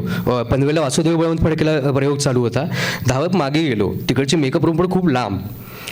मी मेकअप रूमचं दार वाजवलं. म्हटलं गं काय करतेस? साडी बदलतीये. म्हटलं मूर्खच काय, इकडे साडी नाहीच तर म्हणजे बदलायची नाहीच आहे, चेंज नव्हता इकडे. अगं बाई आता निम्मी बदलून झाली, आता कशी येऊ? म्हटलं येतात निवांत व्यवस्थित नेसून ये, मी बघतो काय करायचं ते. इकडे आलो तोपर्यंत अनाऊन्समेंट संपत आली होती. त्या अनाऊन्समेंटमधलं जे काही कोरिओग्राफी होती त्याची एक्झिट होत होती आणि मला सुचलं काय करायचं आता. माझ्या खिशात प्रॉपर्टी म्हणून एक फोन होता, मोबाईल फोन. मी तो हातात घेऊन निघालो, स्टेजवरती डायरेक्ट आलो. फक्त विंगीत अजय पुरकर होता, त्याला सांगून ठेवलं. म्हटलं ती बाई आली की तिला डायरेक्ट स्टेजवरती सोडू नकोस. मी तोपर्यंत काहीही करून इकडे सांभाळतो, तिला डायरेक्ट स्टेजवरती सोडू नकोस. आता तुम्ही बघितलं असेल तर ते एका केसबद्दल काहीतरी डिस्कशन चालू असतं आमचं. मी स्टेजवरती आलो, फोन काढला, फोन कानाला लावला आणि 1 साइडेड एकटाच बोलायला सुरुवात केली की हो आम्हाला केस समजली, थोडी क्रिटिकल आहे. बरं मला ते केसबद्दल बोलता येत नव्हतं फारसं, कारण त्या केसवरतीच अख्खं नाटक होतं. मी स्पॉइलर देऊ शकत नाही. पुढची 1.5 मिनिटं मी काय बडबडत होतो मला काही माहीत नाही. फक्त मला एवढं माहिती होतं की मला त्या केसचे डिटेल्स आणि स्पॉयलर्स अवॉइड करून मला फिलर वेळ काढायचा आहे आणि मला स्टेज अख्खं भरलेलं दाखवायचं आहे. कारण पहिली 10 मिनिटं ॲक्शन गेली आहे. आता एका ठिकाणी बसून बोललो तर खूप वेकंट होणार, म्हणून मी या टोकापासून त्या टोकापर्यंत, त्या टोकापासून या टोकापर्यंत बरं अस्वस्थ होतो, त्यामुळे ते चालूच होतं माझं. मी पहिली फेरी संपवली. दुसऱ्या फेरीला असं परत असंच काहीतरी एकटाच बळबळ इकडे येऊन वळून इथपर्यंत पोचलो आणि समोर साधारणतः अशा रणचंडिकेच्या अवतारात मला मुक्ता दिसली की ॲडिशन घ्यायचं नाटक आहे का हे? ॲडिशन कसली घेत? तू मेलास आता, हे ॲडिशन घेतोस तू. आणि हळूच आमचे एक प्रोड्युसर दिनू काका, त्यांनी येऊन तिच्या कानात सांगितलं काहीतरी की असा असा गोंधळ झाला आहे. तर तिच्या चेहऱ्यावरचा फरक मला कळला होता. ती अशी बघत होती माझ्याकडे. दिनू काकाने असं येऊन सांगितल्यानंतर मी तिला टाळून परत इकडे आलो. इकडे वळून बघितलं तर पुरकरचा हात असा होता, ती आली नाही अजून, चालू ठेव. मग परत मी एक राऊंड असाच मारला. मग मी वळून बघितलं तर तिला असं झालं होतं की माझ्यामुळे नाटक थांबलं, मला पटकन स्टेजवरती जाऊ दे. आणि पुरकरनं धरून ठेवलं, त्याचं होऊ दे जरा, थांब. मग एका पॉईंटला त्यानं सोडून दिलं. मग ती आली, ती बसली. बसल्यानंतर जी काही आमची 4 वाक्य ठरली होती, 1 2 3 4, मी पहिलं वाक्य बोललो, तिनं 4थ्या वाक्याचा रिस्पॉन्स दिला. मग मी परत आधीची 2 वाक्य रिपीट करून तिला 4थ्या वाक्यावरती आणेपर्यंत तिनं 5वं भलतंच काहीतरी वाक्य घेतलं ज्याचा काही संबंधच नव्हता. आणि तिकडे मुक्ता थांबली आहे की माझ्या क्यू असतो ना, आपलं प्रत्येक कुणाचा तरी एंट्रीचा क्यू असतो, रिॲक्शनचा क्यू असतो. मला क्यूचं वाक्यच घेता येणार, ते क्यूचं वाक्य घेतल्याशिवाय ती एंटर कशी करणार? ती बिचारी येऊन थांबली होती तिकडे. असं आमचं एक 2-2.5 मिनिटं इकडे काहीतरी विचित्र सीन घडला. आम्ही काय बडबडलो आम्हाला पण माहीत नाही. आणि मी एकदाचा क्यू देऊन मोकळा झालो की आता मुक्ता प्लीज ये बाई तू आणि तू सांभाळ. मग ती आली, ती आल्यानंतर हिच्या पण जीवात जीव आला की चला नाटक पुढे चाललंय आता, कारण इकडे गडबड झाली हे आम्हाला दोघांनाही सगळ्यांनाच समजलंय. मग मुक्ताला आल्यानंतर तिच्या एक्सपिरियन्सनुसार बरोबर तिला सांभाळून घेतलं, ते हे सुरू झालं. आणि मुक्ता एकदा एंटर झाल्यानंतर माझं काम बऱ्यापैकी त्यातलं थांबलेलं असं, माझं फक्त रिॲक्ट करायचं काम असायचं. मग जो हातातला कागद आहे तो मी घेऊन कोपऱ्यात बसून वाचत बसलेलो असायचो. तो जशी मुक्ता आली मी तो कागद खिशातून काढला, असं एक सुस्कारा टाकून मी लेवलवरती बसलो. आणि बसल्यानंतर माझ्या लक्षात आलं की आपण गेली 2.5 मिनिटं काय केलं आहे. आणि हात असा असा असा असा असा कापायला लागला. त्याच्यानंतर तो सीन म्हणजे त्या सीनमध्ये परत मुक्ता मला काहीतरी सांगते आणि मी कुणाला तरी कॉल करतो आणि काहीतरी बोलतो एकटाच म्यूटमध्ये. फोन काढायला गेलो तो फोन हातातून सटकला. म्हणजे ती पहिली 10 मिनिटं गोंधळात चालू होते. मग तो सीन आम्ही कसा बसा संपवला. नाटक एक सीन संपल्यानंतर पुढचा सीन ज्यांचा होता त्यांनी चोपून काढला लगेच. मग सगळ्यांनीच नाटक उचललं. अख्खं नाटक व्यवस्थित पार पडलं. आणि त्या नाटकाला आमचा रिपीट ऑडियन्स खूप असायचा. खूप लोकांना आवडलेलं नाटक होतं. त्यामुळे 5व्यांदा 6व्यांदा बघणारे लोक होते. 6व्यांदा बघणाऱ्या लोकांनी सुद्धा आम्हाला येऊन सांगितलं की आम्हाला अजिबात कळलं नाही. म्हणजे आम्ही विचारलं त्यांना प्रयोग संपल्यानंतर की तुम्हाला आज काही वेगळं जाणवलं का हो? नाही हो, काहीच नाही. म्हणजे तुम्हाला कळलं आहे पहिल्या सीनमध्ये असं असं असं घडलं होतं? काय सांगता? अरे आम्हाला वाटलं की ते तुम्ही इम्प्रोव्हाइज केलेलं होतं. उलट चांगलं वाटलं ते. उलट चांगलं वाटलं की मरायची वेळ होती आमच्या इकडे. जीव चालला होता आमचा. पण the show must go on हे तुम्हाला नाटक शिकवतं. आणि हा अनुभव शेअर करण्यामागचं कारण हे आहे की मला माहिती होतं ते नाटक थांबवणं शक्य नव्हतं. कधी कधी असं होतं की खूप मोठा टेक्निकल प्रॉब्लेम झाला तर आम्ही सांगतो सर की टेक्निकल प्रॉब्लेम झाला, थांबूयात आपण 5 मिनिटं, होऊ देत, हे निस्तरू देत, मग नाटक परत सुरू करतो. कित्येकदा असं होतं की पब्लिकमध्ये कोणाचा तरी फोन वाजतोय, लहान मुलं रडत आहेत, खूप जास्त इरिटेशन झालं तर कितीही पी पॉईंटला असलं तरी आम्ही नाटक थांबून म्हणतो की प्लीज नको. खूप कॉन्सन्ट्रेट करणं अवघड पडतंय. जोपर्यंत अशी वेळ येत नाही तोपर्यंत इथून नाटक थांबवत नाही कधीच कोणी. कोणालाच नाटक थांबवायची इच्छा नसते स्टेजवरच्या माणसाला. त्यामुळे आणि खास करून आमच्या साईडनं काहीतरी कमी झालेलं असताना ते आम्हालाच कव्हरअप करायचं आहे. त्यामुळे ते टीमवर्क हे नाटकातच जमू शकतं. आणि हे जेव्हा तुम्ही करताना असे एक्सपिरियन्स तुम्ही घेता त्यावेळेला कॅमेऱ्यासमोर उभं राहताना कॉन्फिडन्स आणखीन कैक पटीने वाढलेला असतो. तिकडे जे प्रॉब्लेम्स येतात त्याच्यावरती मात करणं जास्त सोपं जातं. ॲक्शन रिॲक्शन खूप जास्त चांगल्या येऊ शकतात. जास्त लाईव्हलीनेस वाटू शकतो. आता फिल्मसाठी किंवा सिरियलसाठी काम करताना तुमच्यापैकी कोणी केलं असेल किंवा तुम्ही जर प्रोसेस बघितली असेल तर कधीच असं नसतं की पहिला सीन पहिल्यांदा शूट झाला, दुसरा सीन नंतर शूट झाला. शेड्यूलनुसार कुठलाही सीन कधीही लागत असतो. मग ती कंटिन्युटी मेंटेन करणं, म्हणजे पहिलाच सीन जर एकदम खूप जास्त इमोशनल ह्याचा असेल तर त्या लेवलला आपल्याला ब्लास्ट देणं, ह्या सगळ्यासाठी आपण प्रिपेअर राहतो. जेव्हा आपण थिएटरवरती काम करून एकाच सीनची बऱ्याच वेळेला रिहर्सल केलेली असते ना त्यावेळेला आपण थिएटरमधून त्या लेवलला आपण पॉलिश होतो. म्हणून प्रत्येकानं कधी ना कधीतरी थिएटरचा अनुभव अवश्य घ्यावा. क्या बात आहे सर, खूप छान. ॲक्च्युली आम्हाला या गोष्टीतून शिकायला मिळालं. जसं तुम्ही म्हणालात की तुम्ही पहिल्यांदा तुम्हाला ॲक्टिंगसाठी विचारलं किंवा ॲक्टिंग केली आणि मग त्यानंतर 1-2 सिरियल केल्या. जेव्हा तुम्ही स्वतः लिहित नव्हता, म्हणजे लिहिलेलं नव्हतं आणि इतर कोणाचे तरी डायलॉग लिहून आले होते आणि जे तुम्ही, तर त्यावेळेस तो अनुभव कसा होता? किंवा तेव्हा तिथे तो रायटर जागा व्हायचा का? अरे काय आणि मी काय वाचतोय, किंवा हे मी म्हणायचं असं कधी झालं का, किंवा काय? किंवा जेव्हा तुम्ही स्वतः डायलॉग लिहिता आणि ॲक्टर ते बदलतो तेव्हा काय फिलिंग असतं, किंवा असे कधी काही अनुभव आहेत का? हा सगळा प्रोसेसचा भाग आहे. मलाही कधी कधी असं वाटतं की अरे एवढं वीक का लिहिलं आहे, इथं जर आपण इंटरेस्टिंग करू शकतो. बरोबर. मग अशा वेळेला खरंच दिग्दर्शकाला किंवा लेखकाला कन्सल्ट करायला हरकत नसते, कारण आपण एक क्रिएटिव्ह इनपुट देत असतो. पण ते इनपुट माझ्या मते कायम डिस्कस होऊनच चेंज व्हावं. मला वाटलं मला हे वाक्य आवडलं नाही, मी बदलतोय, हा माझं आहे आणि हा कोणी करू नये. सिमिलर वे मी जेव्हा एखादं वाक्य लिहून पाठवलेलं असतं आणि जेव्हा मला असं खूप कमी वेळा झालं, हार्डली 1-2दा झालं असेल की डायरेक्ट चेंज झालेलं मला दिसलंय वाक्य टेलिकास्टमध्ये. मोठमोठ्या कलाकारांनी सुद्धा काही ना काहीतरी कारणाखातरच ते चेंज करायच्या आधी माझ्यापर्यंत तो मेसेज पोहोचवला आहे की अरे हे वाक्य ना ह्याच्यापेक्षा बेटर मला हे सुचलंय, हे वापरू. येस वापरा ना, बेटरच येते. किंवा अरे मला इथे असं वाटतं की ना हे आपण इथे असं असं म्हणावं ना दादा हे मग बोलो, कारण ना याच्यातून काहीतरी एक वेगळ्या दिशेला जात आहे, आपल्या ती दिशा नाही पकडायची, आपली गोष्ट या दिशेला जाणार आहे, सो प्लीज तसं नका करू. हे आधीपासून कोऑर्डिनेशन ठेवल्यामुळे त्यांनाही हे माहिती होतं की आपण लेखकाला कन्सल्ट करूनच जे काही चेंजेस करायचे ते करावेत. कारण बऱ्याच वेळेला असं झालेलं आहे की म्हणजे सुरुवातीला काही काही वेळेला 1-2 वेळा असं झालं होतं दिव्याने लिहिताना की ॲडिशन म्हणून कोणीतरी काहीतरी वाक्य बोलून गेलं आणि त्याच्यामुळे आम्हाला पुढचा ट्रॅक बदलावा लागला अख्खा. तर चांगल्या गोष्टी सोडून आम्हाला ह्यानं घेतलेल्या ॲडिशननुसार काहीतरी वाईट करावं लागलं. सो हे त्यांच्या लक्षात आल्यानंतर त्यांनी सुद्धा ती सुरुवात केली की नाही आपण ही चूक नाही करायची, कारण आपण क्रिएटिव्ह इनपुट कितीही चांगलं देत असतो. आमची भांडणं सुद्धा होतात बऱ्याच वेळेला मोठमोठ्यानं सीन थांबून, पण ती भांडणं चांगल्या कारणाखातर असली पाहिजेत. बरोबर. आत्तापर्यंत कुठल्याही ॲक्टरसोबत लेखक म्हणून माझा इगो क्लॅश नाही झालेला सुदैवानं. कुठल्याही ॲक्टरनं मला असं नाही म्हटलं की तू लेखक वाईट आहेस, मी जास्त अनुभवी आहे, मी म्हणतो तसंच लिहिलं गेलं पाहिजे की मी माझे वाक्य मी बदलणार, असं माझ्यासोबत तरी कोणी आत्तापर्यंत केलं नाही आहे. सगळ्यांनी त्यांचा पॉईंट ऑफ व्ह्यू पटवून द्यायचा प्रयत्न केला आणि मी सुद्धा याच विषयावरती भांडलोय की हो तुमचं बरोबर असेल पण ते तुमच्या जागी आहे, मला पुढची गोष्ट माहिती आहे, लेखक म्हणून माझा आहे का प्लीज. त्याला ॲक्टर म्हणून ती गोष्ट अट्रॅक्ट करत असते, मला लेखक म्हणून मला पुढचा ग्राफ सांभाळायचा असतो, तो क्लॅश असतो. सो क्रिएटिव्ह बेटरमेंटसाठी भांडणं झालेली कधीही चांगली असतात.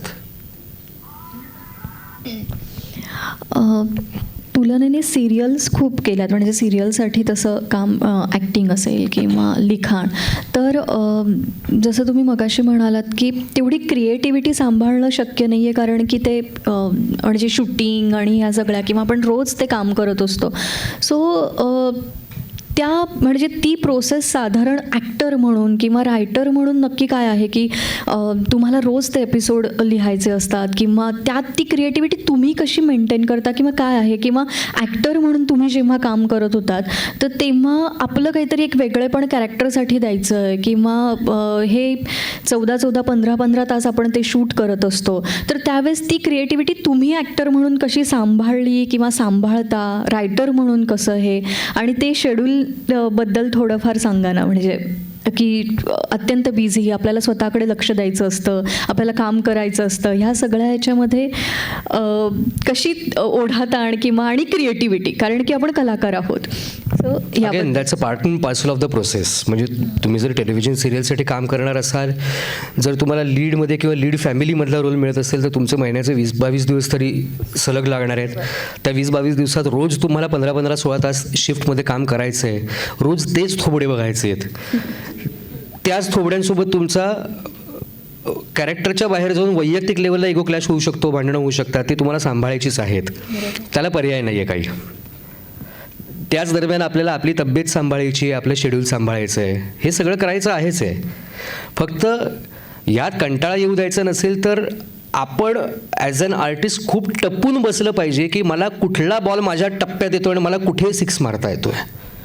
ग्राउंड 360 डिग्री आहे. बरोबर. रोज मी स्ट्रेट ड्राईव्ह मारायची पण प्रॅक्टिस केली पाहिजे, आणि एखादा बॉल पायात आला तर मला तो लेग साईडला पण मारता यायला पाहिजे. एखादा उलट या बाजूचा बॉल त्या बाजूला टोलवण्याची पण माझ्यात ताकद पाहिजे. सो ते 360 विजन आपलं कायम राहिलं पाहिजे. म्हणजे मी नेहमी म्हणतो की तुम्ही नाटक बघाल, नाटक हे वन डे मॅच असते, ज्याच्यामध्ये तुम्ही तुमचे टप्पे ठरलेले असतात, त्या टप्प्यानुसार त्या स्टेजेसनुसार ती मॅच पुढे प्रोग्रेस होत असते. सिनेमा हा T20 सारखा असतो, कमी वेळात जास्त थ्रिल देणारा, कुठल्याही क्षणाला गोष्ट बदलू शकणारा. पण TV सिरियल ही टेस्ट मॅच सारखी आहे, तुम्हाला रोज उतरून 8-8 तास खेळायचं आहे, रोज अख्खाच्या अख्खा दिवस तुम्हाला बॅटिंग करायची, बॉलिंग करायची, फिल्डिंग करायची न थकता. त्याच्यात सुद्धा तुम्हाला व्हरायटी द्यायची आहे. पण याचं एक ॲडव्हान्टेज असतं, तुम्ही आज चुकलात तर उद्या सुधारायला तुम्हाला रोजची संधी अवेलेबल असते. नाटकात एकदा चुकलात तो प्रयोग गेला, चित्रपटात एकदा चुकलात ते आयुष्यभरासाठी त्या प्रिंटवर छापलं जाणार आहे, ते कायमचे दिसणार आहे जगाला. पण सिरियलमध्ये रोज नवीन चुका तुम्ही करू शकता, एखादी चूक 2-3 वेळा रिपीट करून तिसऱ्या दिवशी सुद्धा तुम्ही सुधारू शकता, हे ॲडव्हान्टेज आहे. सो माझं म्हणणं आहे की सिरियलच्या ॲडव्हान्टेजकडे बघा. एकच सीन असतो रोज, एक म्हणजे काही काही तर ठरलेली वाक्य असतात. एक आमचं अत्यंत आवडतं वाक्य आहे, घरात रात्री सगळे शांतपणे झोपलेले असतात, एक सावली येते, मग काहीतरी सस्पिशियस ॲक्टिव्हिटीज घडतात, घरातला नोकर किंवा कुठला तरी मोठा भाऊ वगैरे असतो, तो धाड करून त्या व्यक्तीला धरतो, लाईट्स ऑन होतात, सगळे झगामगा मला बघा कपड्यामध्ये झोपलेले असतात. रात्री झोपताना कपडे बदलायची पद्धत नसते आमच्यात, डायरेक्ट त्याच टकाटका अवस्थेत बाहेर येतात. म्हणजे बायका रात्री दागिने वगैरे घालून झोपत असतात आमच्याकडे. आम्ही मस्त असतो, जाम मजा असते सिरियलचा लाईफ म्हणजे. सो अशा सगळ्या अवस्थेत रात्री 1:30-2 वाजता सगळे मोठ्या वाड्याच्या अशा मधल्या सोप्यामध्ये एकत्र येतात आणि मग घरातले आजोबा किंवा मोठे काका असतात, ते त्या चोराला विचारतात, कोण आहेस तू? का सांगेल तो चोर आहे, मी चोर आहे असं म्हणणार आहे का तो? किंवा आता आपण इतका वेळ एकमेकांशी गप्पा मारतोय, आपण एकमेकांचं नाव फक्त सुरुवातीच्या ऐवजी कधी घेतलं का? नाही. पण सिरियलमध्ये म्हणजे अरे मी काय म्हणतो अमुक अमुक, मी काय म्हणतो, अरे अरे कौस्तुभ माझं, पण कौस्तुभ जरा माझं म्हणणं ऐक, अगं अश्विनी असं नको करू, सतत नावं घेतली जातात. तो एक पॅटर्न झालेला असतो. याच्या मागे सुद्धा कारण आहे. म्हणजे तुम्ही एखादा सीन म्हणत असाल की अरे किती वेळा एक कोणीतरी वाक्य म्हणतं, आता तुला शिक्षा होणार, म्हटलं झाला कॅमेरा एकदा इकडून आला तिकडून आला, 10 वेळा झूम झाला. आम्ही चेष्टे म्हणत होतो की नशीब आपण आत्तापर्यंत कधी हिस्टॉरिकल केलेलं नाही आहे, नाहीतर आपल्याला सांगायची वेळ येईल की ओके आता ॲक्शन, महाराज तलवार मारा, तलवार मारली, शाहिस्ते खान होल्ड. अरे होल्ड काय, बोटं तुटली म्हणजे मी खाली पडतोय, नाही तरी होल्ड 4 झूम घ्यायचे. पण हा पॅटर्न निर्माण झाला याचं कारण काय की तुम्ही टेलिव्हिजन जर ऑब्झर्व कराल तर एक साधारण 20 वर्षापूर्वी 2000 ते 2005 हा जो कालखंड होता, त्यावेळेला टेलिव्हिजन हा समाजातल्या एका खूप क्रीमी लेअरमध्ये अवेलेबल असलेली लक्झरी होती. तो ग्रामीण भागामध्ये अवेलेबल नव्हता. त्यावेळेला लोडशेडिंग चालायचं, त्यावेळेला तिकडे जी शेतात गरज असलेली वॉटर पंप असायचे ते चालू नसायचे. त्यांच्यासाठी टेलिव्हिजन ही खूप मोठी लक्झरी होती. नंतर काय बदलला, लोडशेडिंग बंद झालं, गावागावात टेलिव्हिजन आले, डिरेक्ट टू होम जेव्हा सर्व्हिस D2H सर्व्हिस सुरू झाली, त्यावेळेला भरपूर चॅनल्स गावागावात पोचली. आणि आपण काही नेहमी म्हणताना आमच्याकडे पण तक्रारी येत असतात की तुम्ही श्रीयुत गंगाधर टिपरेंसारखी सिरियल का नाही करत परत, तर 405 आनंदवन, किती अवंतिका आहे, अशा अभिरुची संपन्न सिरियल का नाही करत. पण आता तुम्ही विचार करा की जर विदर्भातला एखादा ग्रामीण भागातला शेतकरी आहे, त्याला श्रीयुत गंगाधर टिपरेमध्ये जे विषय डिस्कस केले जात आहेत ते रिलेटेबलच नाही आहेत त्या बिचाऱ्या ऑडियन्सला. आणि आज ऑडियन्स तो जास्त आहे. आज 65 to 68% हा Tier 2 Tier 3 मधला फिमेल ऑडियन्स हा टेलिव्हिजनचा मेन ऑडियन्स आहे. त्यामुळे त्यांना आवडणारा कंटेंट तो जास्तीत जास्त केटर केला जातो. त्यांच्याकडे सासू सुनांची भांडणं जास्त एन्जॉय केली जातात. त्यांच्यासाठी ते विषय रिलेटेबल असल्यामुळे त्यांना ते जास्त एन्जॉयबल असतात. त्यांच्याकडून व्ह्युअरशिप जास्त येते. आणि चॅनल इज अ बिझनेस, त्यांना व्ह्युअरशिपवरती स्पॉन्सरशिप मिळते. त्यामुळे हे जे काही प्रश्न आम्हाला नेहमी विचारले जातात की ह्या टिपिकल पॅटर्नमधले शोज का चालू आहेत, तर या टिपिकल पॅटर्नचं मूळ स्टॅटिस्टिकल कारण हे आहे. आणि आता त्या पॉकेटमधल्या ज्या कोणी महिला आहेत त्या सगळे कामधंदे सोडून ॲट अ टाईम संध्याकाळी 7 ते 10 सगळ्या सिरियल एकत्र एका ठिकाणी बसून नाही बघू शकत.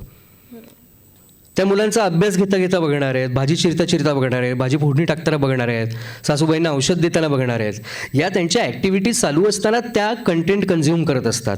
आणि तो कंटेंट मिस होऊ नये म्हणून तो एवढा लाऊड करून 3-3, 4-4 वेळा रिपीट करून ऐकवला जातो की भाजी चिरताना चुकून आज बोट कापलं म्हणून एक वाक्य मिस झालं असेल तर ते वाक्य लगेच तिथल्या तिथं पुन्हा तिला ऐकू यावं म्हणून ह्या पद्धतीचं स्ट्रक्चर किंवा या पद्धतीचं केटरिंग सध्या चालू आहे.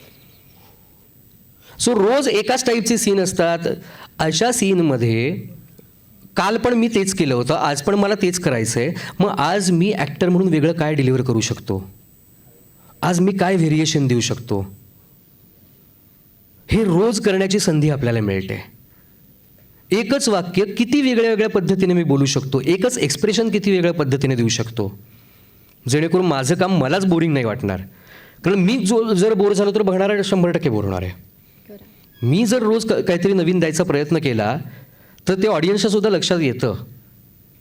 आणि तुम्ही ऑब्झर्व करा, तुम्ही कित्येक वेळेला बघितलेलं असेल की तुम्ही सुद्धा ॲज अन ऑडियन्स जेव्हा बघता त्यावेळेला अरे थांब हा सीन थांब, ह्याचं काम जरा बरं असतं, याचा सीन एन्जॉयबल असतं, किंवा ही ना ही कधी चांगलं करून जाते, आपण हिच्यासाठी बघूया. सो हे चॅलेंज आणि हा स्कोप टेलिव्हिजनवरती तुम्हाला रोजच्या रोज मिळत असतो. ते ॲडव्हान्टेज आहे. ते रोजची प्रॅक्टिस नवीन होत असते तुमची. Thank you sir. तुम्ही जसं म्हणालात की ऑडियन्स जो आहे तो म्हणजे वेगवेगळ्या ठिकाणहून बघणारे असतात ते सिरियल्स, तर ते रिलेट करतात.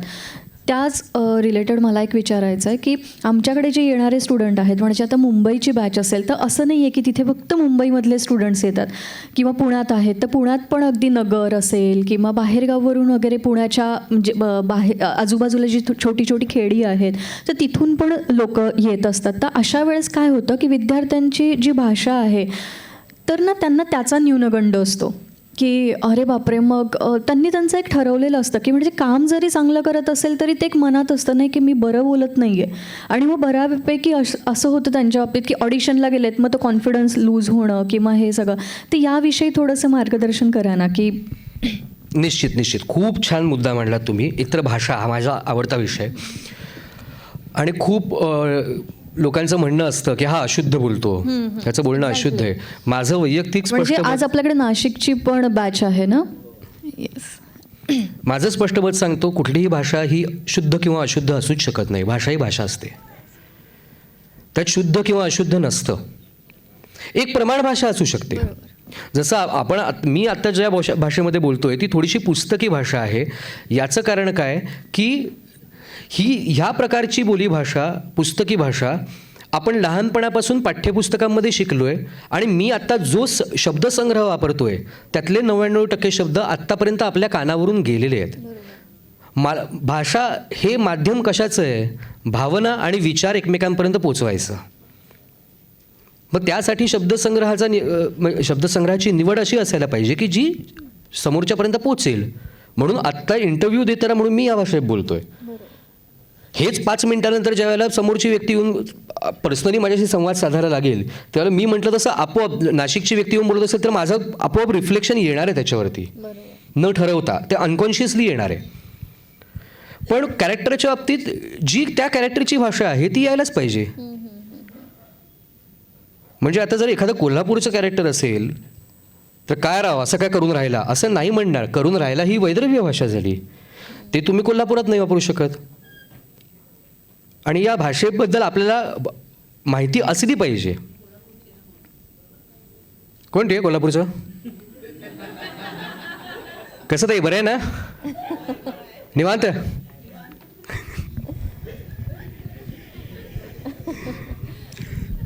सो प्रमाण भाषा असली पाहिजे, पण प्रमाण भाषा ही आपली एकमेकांना जास्तीत जास्त थॉट्स कम्युनिकेट करताना असते. आपण ज्यावेळेला इमोशन्स कम्युनिकेट करतो त्यावेळेला त्या कॅरेक्टरची एक प्युअर भाषा असते, ती असली पाहिजे. मग जेव्हा तुम्हाला ऑडिशनला जाताना आधी आपण ह्या 2-3 गोष्टींबद्दल विचारलं पाहिजे की ऑडिशनसाठी बोलवलं मग कॅरेक्टर ब्रीफ काय आहे नक्की, काय कॅरेक्टरचा लुक कसा अपेक्षित आहे. माझी सध्या आता थोडीशी अशी दाढी आहे, खुरटी दाढी, मी काय करू, मी आणखीन वाढवू आणि 2 दिवसांनी ऑडिशनला येऊ का? क्लीन शेवन लुक पाहिजे तुम्हाला? कशा प्रकारे पाहिजे? कॅरेक्टर काय, कुठल्या क्लासमधलं आहे, मध्यमवर्गीय आहे, गरीब घरातलं आहे, कशा प्रकारचं कॅरेक्टर आहे. आता मला 2-3 ॲडसाठी विचारलेलं होतं की शेतकऱ्याचं कोणीतरी एक शेतकरी असं वाटला पाहिजे. म्हटलं मी कुठल्या अँगलनं शेतकरी वाटेन? मग तुम्हाला जर कॉन्फिडन्स असेल की तुम्ही इतका छान मेकअप आणि गेटअप मला देणार आहात तर मी चॅलेंज घेतो की येस, माझ्या वागण्यातून शेतकरी दिसला पाहिजे. पण मी गेलो त्या ऑडिशनसाठी, एका कुठल्या तरी फर्टिलायझरची ॲड होती ती मी ऑडिशनसाठी गेलो. त्यांनी छान वेगळे गेटअप ट्राय केले माझ्यावरती. आधी म्हणाले की आपण तो टिपिकल जॅकेट, धोतर आणि फेटा वगैरेवाला करून बघूया, तिकडे काही शक्यच नाही. मग कोणीतरी सजेस्ट केलं की अरे ह्याचं कॅरेक्टर असं असेल की हा ना कृषी विद्यापीठातला MSc इन ॲग्रिकल्चर वगैरे, आपण असा लुक द्यायचा काय याला. तर साधासा एक शर्ट दिला, बुश शर्ट आणि साधीशी पॅन्ट, आणि थोडासा मला मेकअपनं माझा टोन डाऊन करून बघितला. मी भाषेतून आणायचा प्रयत्न केला पण ते काही केलं जमेचं ना, म्हणजे ते कन्व्हिन्स होईना, ते ओढून ताणून केल्यासारखं वाटायला लागलं. त्यावेळेला त्यांनी अगदी शांतपणे सांगितलं की नाही सर, तुम्ही थँक्यू फॉर युअर कॉपरेशन, तुम्ही खूप आमच्यासोबत मेहनत केलीत, पण म्हटलं पण माहिती आहे मला नाही जमत आहे ते. कुठल्याच अँगलनं जसं जो इम्पॅक्ट पाहिजे तो इम्पॅक्ट पडत नाही. So let's not do that. Okay, दुसरा कोणी मी स्वतःहून ॲक्टर्स ट्राय केले, मी स्वतः सजेस्ट केली की अरे माझा हा एक मित्र आहे, तो एक मित्र आहे, त्यातलेच एकाचं तिकडे कास्टिंग झालं. म्हणजे तो चालून गेला तिकडे, कारण त्याचा लुकही तसा होता, तो त्यानं ऑडिशनसुद्धा खूप चांगली दिली. सो अशा वेळेला आपण स्वतःहून नक्की कॅरेक्टर ब्रीफ काय आहे ते विचारणं, त्याची तयारी करणं. पॉसिबल असेल तर स्क्रिप्ट आम्हाला पाठवा. आम्ही जनरली स्क्रिप्ट पाठवलं जातंच प्रिपरेशनसाठी. आणि सध्या तर बऱ्याच वेळेला असं होतं की तुम्ही एक व्हिडिओ करून व्हॉट्सॲपवरती पाठवा, जर तुमच्या आड्यात असेल तर आम्ही पोहऱ्यात घ्यायला तुम्हाला पुढच्या ऑडिशनला बोलवतो. नाहीतर मग एक कुठल्या तरी एका एवढ्या मोठ्या हॉलमध्ये ऑडिशन लावायची, ढीगभर गर्दी येणार, रिजेक्शन लोकांना सहन होत नाही, मग ते रडून हलकळवळ करून मागे लागणार, एक चान्स द्या म्हणून. ते पूर्वी खूप व्हायचं आणि जे हँडल करणं खूप अवघड असायचं. त्यामुळे आजकाल हे फिल्टर बरं झालं की आम्ही ऑडिशन शक्यतो ह्याच्यावरतीच व्हॉट्सॲपवरतीच मागून घेतो, किंवा तुम्ही तुमच्या आधीच्या काही लिंक्स असतील तर पाठवा. प्लीज काहीही करा, पण इंस्टाग्रामवरच्या रील्स ऑडिशनसाठी पाठवू नका. प्लीज. कितीही तुम्हाला लाखभर व्ह्यूज असू देत, त्याच्यातून तुम्हाला एक इन्कम मिळत असू देत, पण इंस्टाग्रामच्या रील्स ह्या ऑडिशनच्यासाठी सुटेबल नसतात, त्या पाठवू नका. इन्स्टंटली रिजेक्ट व्हाल, तिथल्या तिथे रिजेक्ट व्हाल. सो प्लीज इन्स्टाच्या रील्स पाठवू नका. फोटो पाठवताना आपल्याला एक आयडियली माहिती पाहिजे की एक क्लोज शॉट, एक मिड शॉट, एक फुल शॉट, असे 3 फोटोसुद्धा पुरेसे असतात. वेस्टर्न आउटफिट आणि ट्रेडिशनल इंडियन आउटफिट असे 2 आउटफिट ट्राय करून ठेवलेले बरे असतात. व्हरायटी म्हणजे आपण कुठल्या लुकमध्ये कसे दिसतो, ही एवढी प्रिपरेशन आपण आज करू शकतो. मी जेव्हा सुरुवात केली तेव्हा पोर्टफोलिओसुद्धा स्टुडिओमध्ये जाऊन किंवा फोटोग्राफरला धरून काढायला लागायचा. आज आपण फोनवरती ते सगळं करू शकतो उत्तम पद्धतीनं. सो ज्यावेळेला आपल्याकडे ह्या टेक्निकल ॲडव्हान्समेंट आहेत, त्यावेळेला समोरून आपण आणखीन इनपुट घ्यावं, क्लिअरली विचारावं की काय कॅरेक्टर आहे सांगा, असं कॅरेक्टर आहे, ओके मी एक लुक ट्राय करून बघतो, आधी फोटो पाठवतो, लुक बरा वाटत असेल तर मला सांगा, मी या लुकमध्ये कंटिन्यू करू का वेगळ्या लुकमध्ये करू. समजा आता IT इंजिनिअरचं कॅरेक्टर आहे, तर मला चष्मा आहे, मी रेग्युलरली चष्मा वापरतो, मी चष्मा ठेवून करू का चष्मा काढून करू. मी दोन्ही लुक तुम्हाला पाठवून ठेवतो, तुम्ही सजेस्ट करा काय करू. जर तुमचा परफॉर्मन्स चांगला असेल ना, तर तो समोरचा व्यक्ती तुम्हाला आणखीन 4 कॅरेक्टरसाठी ऑडिशनसुद्धा द्यायला सांगेल की हे नाही ते नाही हे नाही ते. ठीक आहे रे, आत्ता काहीच होत नाही आहे, पण साधारण कसे प्लेस्ड आहात तुम्ही आता हे पुढचे 3 महिने मला सांगून ठेवा, कदाचित 3 महिन्यानंतर एक कॅरेक्टर येईल. So be on stand by for that. हे सुद्धा समोरून सांगितलं जातं, कारण चांगले ॲक्टर्स हवे असतात. त्यामुळे भाषा असेल, कॅरेक्टर असेल, त्याच्याबद्दल शक्य तितकी don't be nagging on that, की मागेच लागून नाही मला हेच सांगा एवढ्या छोट्या छोट्या गोष्टी. मग असं होईल की हा ऑडिशनलाच इतके प्रश्न विचारतो तर सेटवरती शूट तरी करू देईल का. असं नको. एक बेसिक गोष्टी ज्या आपल्याला माहिती पाहिजेत. ऑडिशनमध्ये काय बघतात, तुम्ही किती शुद्ध बोलता, तुमच्या आवाजाची फेक कशी आहे, तुमचे उच्चार कसे आहेत, तुम्ही त्या कॅरेक्टरला कसे दिसता, जे आम्ही इमॅजिन करतोय त्या कॅरेक्टरमध्ये तुम्ही कसे दिसता. कारण आज एखाद्या व्यक्तीचा परफॉर्मन्स अत्यंत सुंदर असेल, त्या कॅरेक्टरला फिटही दिसत असेल, पण बाकीचे जे कास्टिंग झालेले आहे त्या फॅमिलीमध्ये त्याच्यात हा जर मिसफिट असेल तर आम्हाला दुर्दैवानं मनावर दगड ठेवून त्याच्या जागी दुसरं कोणतरी कास्ट करावा लागतो, कारण अख्खं we have to see the larger picture. असं माझ्याही बाबतीत झालेलं आहे बऱ्याच वेळेला की अरे तू ते कॅरेक्टर म्हणून छान वाटतोयस पण बाकी फॅमिलीमध्ये फिट बसत नाही आहेस. सो आम्हाला आत्ता नाही कास्ट करता येणार, आपण काम करूया, आपण वेगळ्या कॅरेक्टरसाठी त्याचा विचार करूया. कधी कधी असंही झालं की एक भलतंच कॅरेक्टर आहे जे फारसं कुणाच्यात नसणार, जसं जुळून येते रेशीम घाटीमध्ये होतं, फारसं बाकी कुणाच्यात नसायचंच, माझं आणि प्राजक्ताचं एक स्वतंत्र विश्व चालू असायचं, तिकडे मी काही केलं तरी चालून जायचं, कारण मला बाकीचे डायनॅमिक्स बघायची गरज पडत नव्हती. दिग्दर्शकांना सुद्धा बाकीचे डायनॅमिक्स बघायची गरज पडत नव्हती की हा इथे फिट बसतोय का नाही, उलट जितका मिसफिट वाटेल तितकं चांगलं आहे. या पथ्यावर पडलेल्या गोष्टी होत्या, या ठरवून नव्हत्या केलेल्या. पण कॅरेक्टर स्टडी करताना सुद्धा सुरुवातीला बेसिक गोष्टी आपण लक्षात घ्याव्यात की ऑडिशन कशासाठी आहे. एखादं कॅरेक्टर आल्यानंतर हे जर थोडंसं वैदर्भी अंगानं बोलणारं आहे तर मग यांना हे बघायचं आहे की आपण विदर्भी भाषा, नागपूरकडची भाषा आपल्या परफॉर्मन्समधून किती चांगल्या प्रकारे येते आहे. आपण मुंबईचं आहोत, आपल्याला त्याचे काही गंध नाही आहे, मग विदर्भाचा एखादा मित्र मैत्रीण गाठून त्यांच्याकडून थोडीशी रेक्टिफिकेशन करून घेऊन एक रिहर्सल करून ऑडिशन पाठवावी. सो हे छोटे छोटे प्रिपरेशन्स आपण केलेच पाहिजेत. बाकी सगळ्या गोष्टी नंतर सेटवरती पोहोचल्यानंतर दिग्दर्शक करून घेणार आहे आपल्याकडून, पण मुळात आड्यात आहे हे आपल्याला दाखवायचं आहे, तर ते आपल्याला पोहऱ्यात घेतील. क्या बात आहे सर, खूप कमाल माहिती दिली तुम्ही. सध्या वेब सिरीज किंवा OTT प्लॅटफॉर्म यामुळे नवोदितांसाठीही बऱ्यापैकी संधी उपलब्ध होतात, पण चौकटी बाहेरची भूमिका किंवा ज्याला आपण बोल्ड म्हणतो, तर असं होतं की विद्यार्थ्यांना ते करताना किंवा मी करू का नको किंवा अरे बापरे सुरुवातीच्या काळामध्ये स्पेशली मुली असतील की त्यांना असं होतं की मी अशा प्रकारच्या भूमिका केल्यानंतर मला पुढे जाऊन तसेच रोल ऑफर होणार आहेत का, किंवा पालकांच्या मनात हे असतं की हे करायचं किंवा नाही. सो याबद्दल तुम्ही काय मार्गदर्शन कराल, किंवा काय म्हणजे तो भूमिका निवडीचा किंवा तो निवडताना काय विचार करावा? मुळात भूमिका बोल्ड असणं हे ते कॅरेक्टर बोल्ड आहे का तुम्हाला ॲक्टरला बोल्ड म्हणून प्रोजेक्ट करून ते प्रोजेक्ट विकायचं आहे? तर मेकर्सचा नक्की पॉईंट ऑफ व्ह्यू काय आहे हे आपण लक्षात घेणं गरजेचं आहे. कथानकाची गरज हा शब्द इतका सर्रास वापरला जातो, पण तो निम्म्याहून जास्त वेळेला चुकीच्या अर्थानं वापरला जातो. ती गरज कथानकाची नसते, ती त्या निर्मात्याची गरज असते की माझं प्रोडक्ट विकलं जावं काही करून. पण खरंच कथानकाची गरज आहे का तिकडे?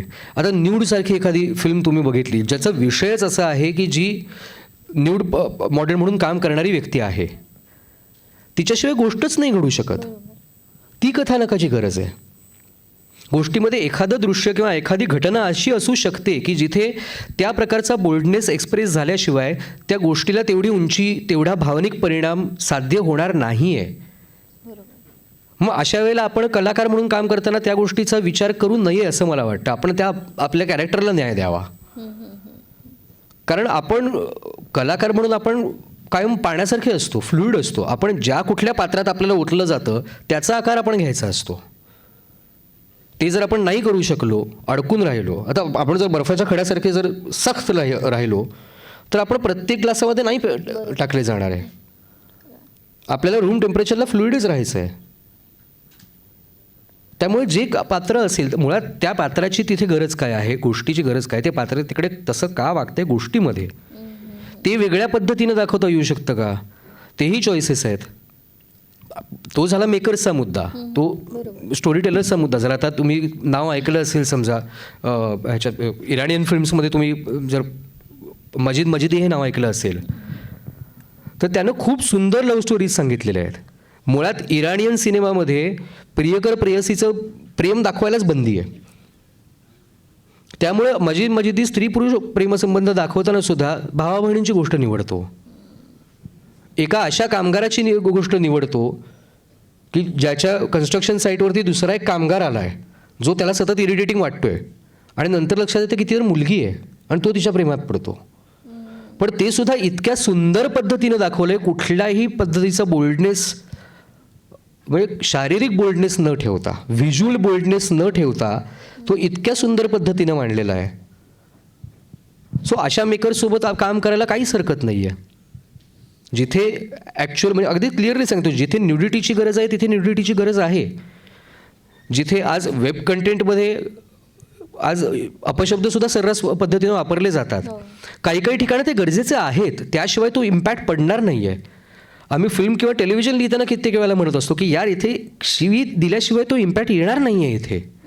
पण तिथे हात आखडता घ्यावा लागतो सेन्सॉरशिप असल्यामुळे, जे अजून तरी OTTला नाही आहे. OTTला प्रॉब्लेम माझ्या मते असं झालं की आता सर्रासपणे काही गरज नसताना सुद्धा तिथे वर्बल व्हायलन्स वापरला जातो, सेक्शुअलिटी अत्यंत जास्त प्रमाणात दाखवली जाते. तेवढ्या जास्त प्रमाणात दाखवायची गरज दरवेळी असते असं मला नाही वाटत. कारण ह्या इम्पॅक्ट साधणाऱ्या गोष्टी ज्या असतात त्या नेमक्या त्याच मुवमेंटला येऊन गेल्या तर त्याचा इम्पॅक्ट असतो ना. That's why it's called an impact. Otherwise उठता बसता जर त्याच गोष्टी घडत असतील तर ॲक्च्युअल क्षणाला जिकडे भावनिक परिणाम साधायचा त्या साधला नाही जात कधीच. सो नट म्हणून काम करत असताना ह्या गोष्टीचा आपण विचार करणं की एक्झॅक्ट तो इम्पॅक्ट पॉईंट आहे का, ही टीम त्या पद्धतीनं त्याला ट्रीट करते का. कारण टीम जर त्या सिच्युएशनला आणि कॅरेक्टरला रिस्पेक्ट देत असेल तर ते तुम्हाला नट म्हणून रिस्पेक्ट देतील आणि तुमच्या या डेअरिंग डिसिजनला कोऑपरेट करून तुम्हाला सांभाळून घेऊन तुम्हाला अनकम्फर्टेबल न करता जास्तीत जास्त कम्फर्टेबल ठेवून त्या प्रोजेक्ट नंतरसुद्धा तुम्हाला भावनिकरित्या सांभाळून तुम्हाला मदत करतील. जर त्यांना फक्त तुमच्या बोल्डनेसवरती स्वतःचा स्वार्थ साधून घ्यायचा असेल विकण्याचा, they will not care about you afterwards. आणि मग अशा वेळेला तुम्हाला तशाच ऑफर्स येत राहतील सतत. हा खूप ट्रिकी मुद्दा आहे. मला माहीत नाही मी कितपत कशा प्रकारे मांडला आहे तो, पण हे माझं ॲनालिसिस असेल किंवा माझं वैयक्तिक मत असेल. शेवटचा प्रश्न आहे की जोपर्यंत आपल्याला काम मिळत नाही किंवा एक मिळाल्यानंतर पुढचं काम मिळेपर्यंत जे मधली गॅप असते, तर बऱ्याच वेळेस असं होतं की काम मिळेपर्यंत स्वतःला पॉझिटिव्ह कसं ठेवायचं किंवा ह्या सगळ्या दरम्यानमध्ये काय करायचं. आणि तुमच्या बाबतीत कधी असं झालं आहे का की एक काम झालं आहे पण आता पुढचं काम मिळेपर्यंत तेवढा वेळ गेला आहे, आणि मग बऱ्याच वेळेस म्हणजे मी हे विद्यार्थ्यांच्या ह्याच्यात विचारते, कारण की काय होतं की एका बॅचमध्ये अच्छा माझ्या मित्राला एक छान रोल मिळाला आहे आणि मी एवढ्या ऑडिशन दिल्यात किंवा माझं काहीच होत नाही आहे, अशा वेळेस ती निगेटिव्हिटी येते बऱ्याच जणांमध्ये आणि अरे बापरे मग माझं काही होणार आहे की नाही. सो या सगळ्या दरम्यान त्या पॅचमध्ये आपण काय करणं आवश्यक आहे किंवा स्वतःवर काम कसं करावं, स्वतःला पॉझिटिव्ह कसं ठेवावं, या सगळ्या ह्याच्यात. आणि तुमचा असा काही अनुभव आहे का? ऑफकोर्स प्रत्येक कलाकाराच्या आयुष्यामध्ये स्टेजेस येत असतात. काम मिळवण्याच्या पद्धती असंख्य आहेत. एथिकलसुद्धा आहेत, अनएथिकलसुद्धा आहेत. आता कोणी कुठल्या पद्धतीनं काम मिळवावं याच्यावरती मी काहीच बोलू शकत नाही. इट्स अ पर्सनल चॉईस, प्रत्येकाचा वेगवेगळा चॉईस आहे. पण काम टिकवणं हे फक्त तुमच्या परफॉर्मन्सवरती अवलंबून असतं. तुम्हाला कन्सिस्टंटली काम मिळवत राहायचं असेल तर त्या पद्धतीचा परफॉर्मन्स कन्सिस्टंटली डिलिव्हर करत राहणं गरजेचं असतं. आणि खास करून टेलिव्हिजन काय फिल्मसाठी सुद्धा काम करत असताना डिसिप्लिन इज अ मस्ट. शिस्त खूप महत्त्वाची असते. एक वेळ फिल्मला चालू शकेल पण नाटकाच्या प्रयोगाला किंवा टेलिव्हिजनच्या शूटला तुम्ही लेट येणं हे सातत्यानं व्हायला लागलं तर लगेच तुम्हाला नारळलेला जातो. कारण तिथे अफोर्डेबल नसतं. तिथे एकेका मिनिटाची खूप मोठी किंमत असते. सो डिसिप्लिन ही सगळ्यात महत्त्वाची आहे काम मेंटेन करण्यासाठी. तुम्ही कितीही डिसिप्लिन राहिलात तरीसुद्धा दरवेळी आपल्याला सुटेबल असं कॅरेक्टर अवेलेबल असेलच याची काही गॅरंटी नसते. त्यामुळे मध्ये मोठ्या मोठ्या गॅप पडतात सुद्धा. आज एक शो संपल्यानंतर लगेच आपल्याला दुसरा शो मिळेल ह्याची काहीही गॅरंटी कुणीही देऊ शकत नाही. तुमच्या कितीही मोठ्या ओळखी असू देत, कितीही तुमचे चांगले परफॉर्मन्स असू देत, कितीही चांगले अवॉर्ड्स तुम्हाला मिळू देत, कन्सिस्टंटली काम मिळत राहील म्हणजे कन्सिस्टंटली ॲटलिस्ट ॲक्टिंगचं काम कन्सिस्टंटली मिळत राहील याची काहीही गॅरंटी नसते. दॅट्स वाय सगळ्यात पहिला मुद्दा डायव्हर्सिफाय करा.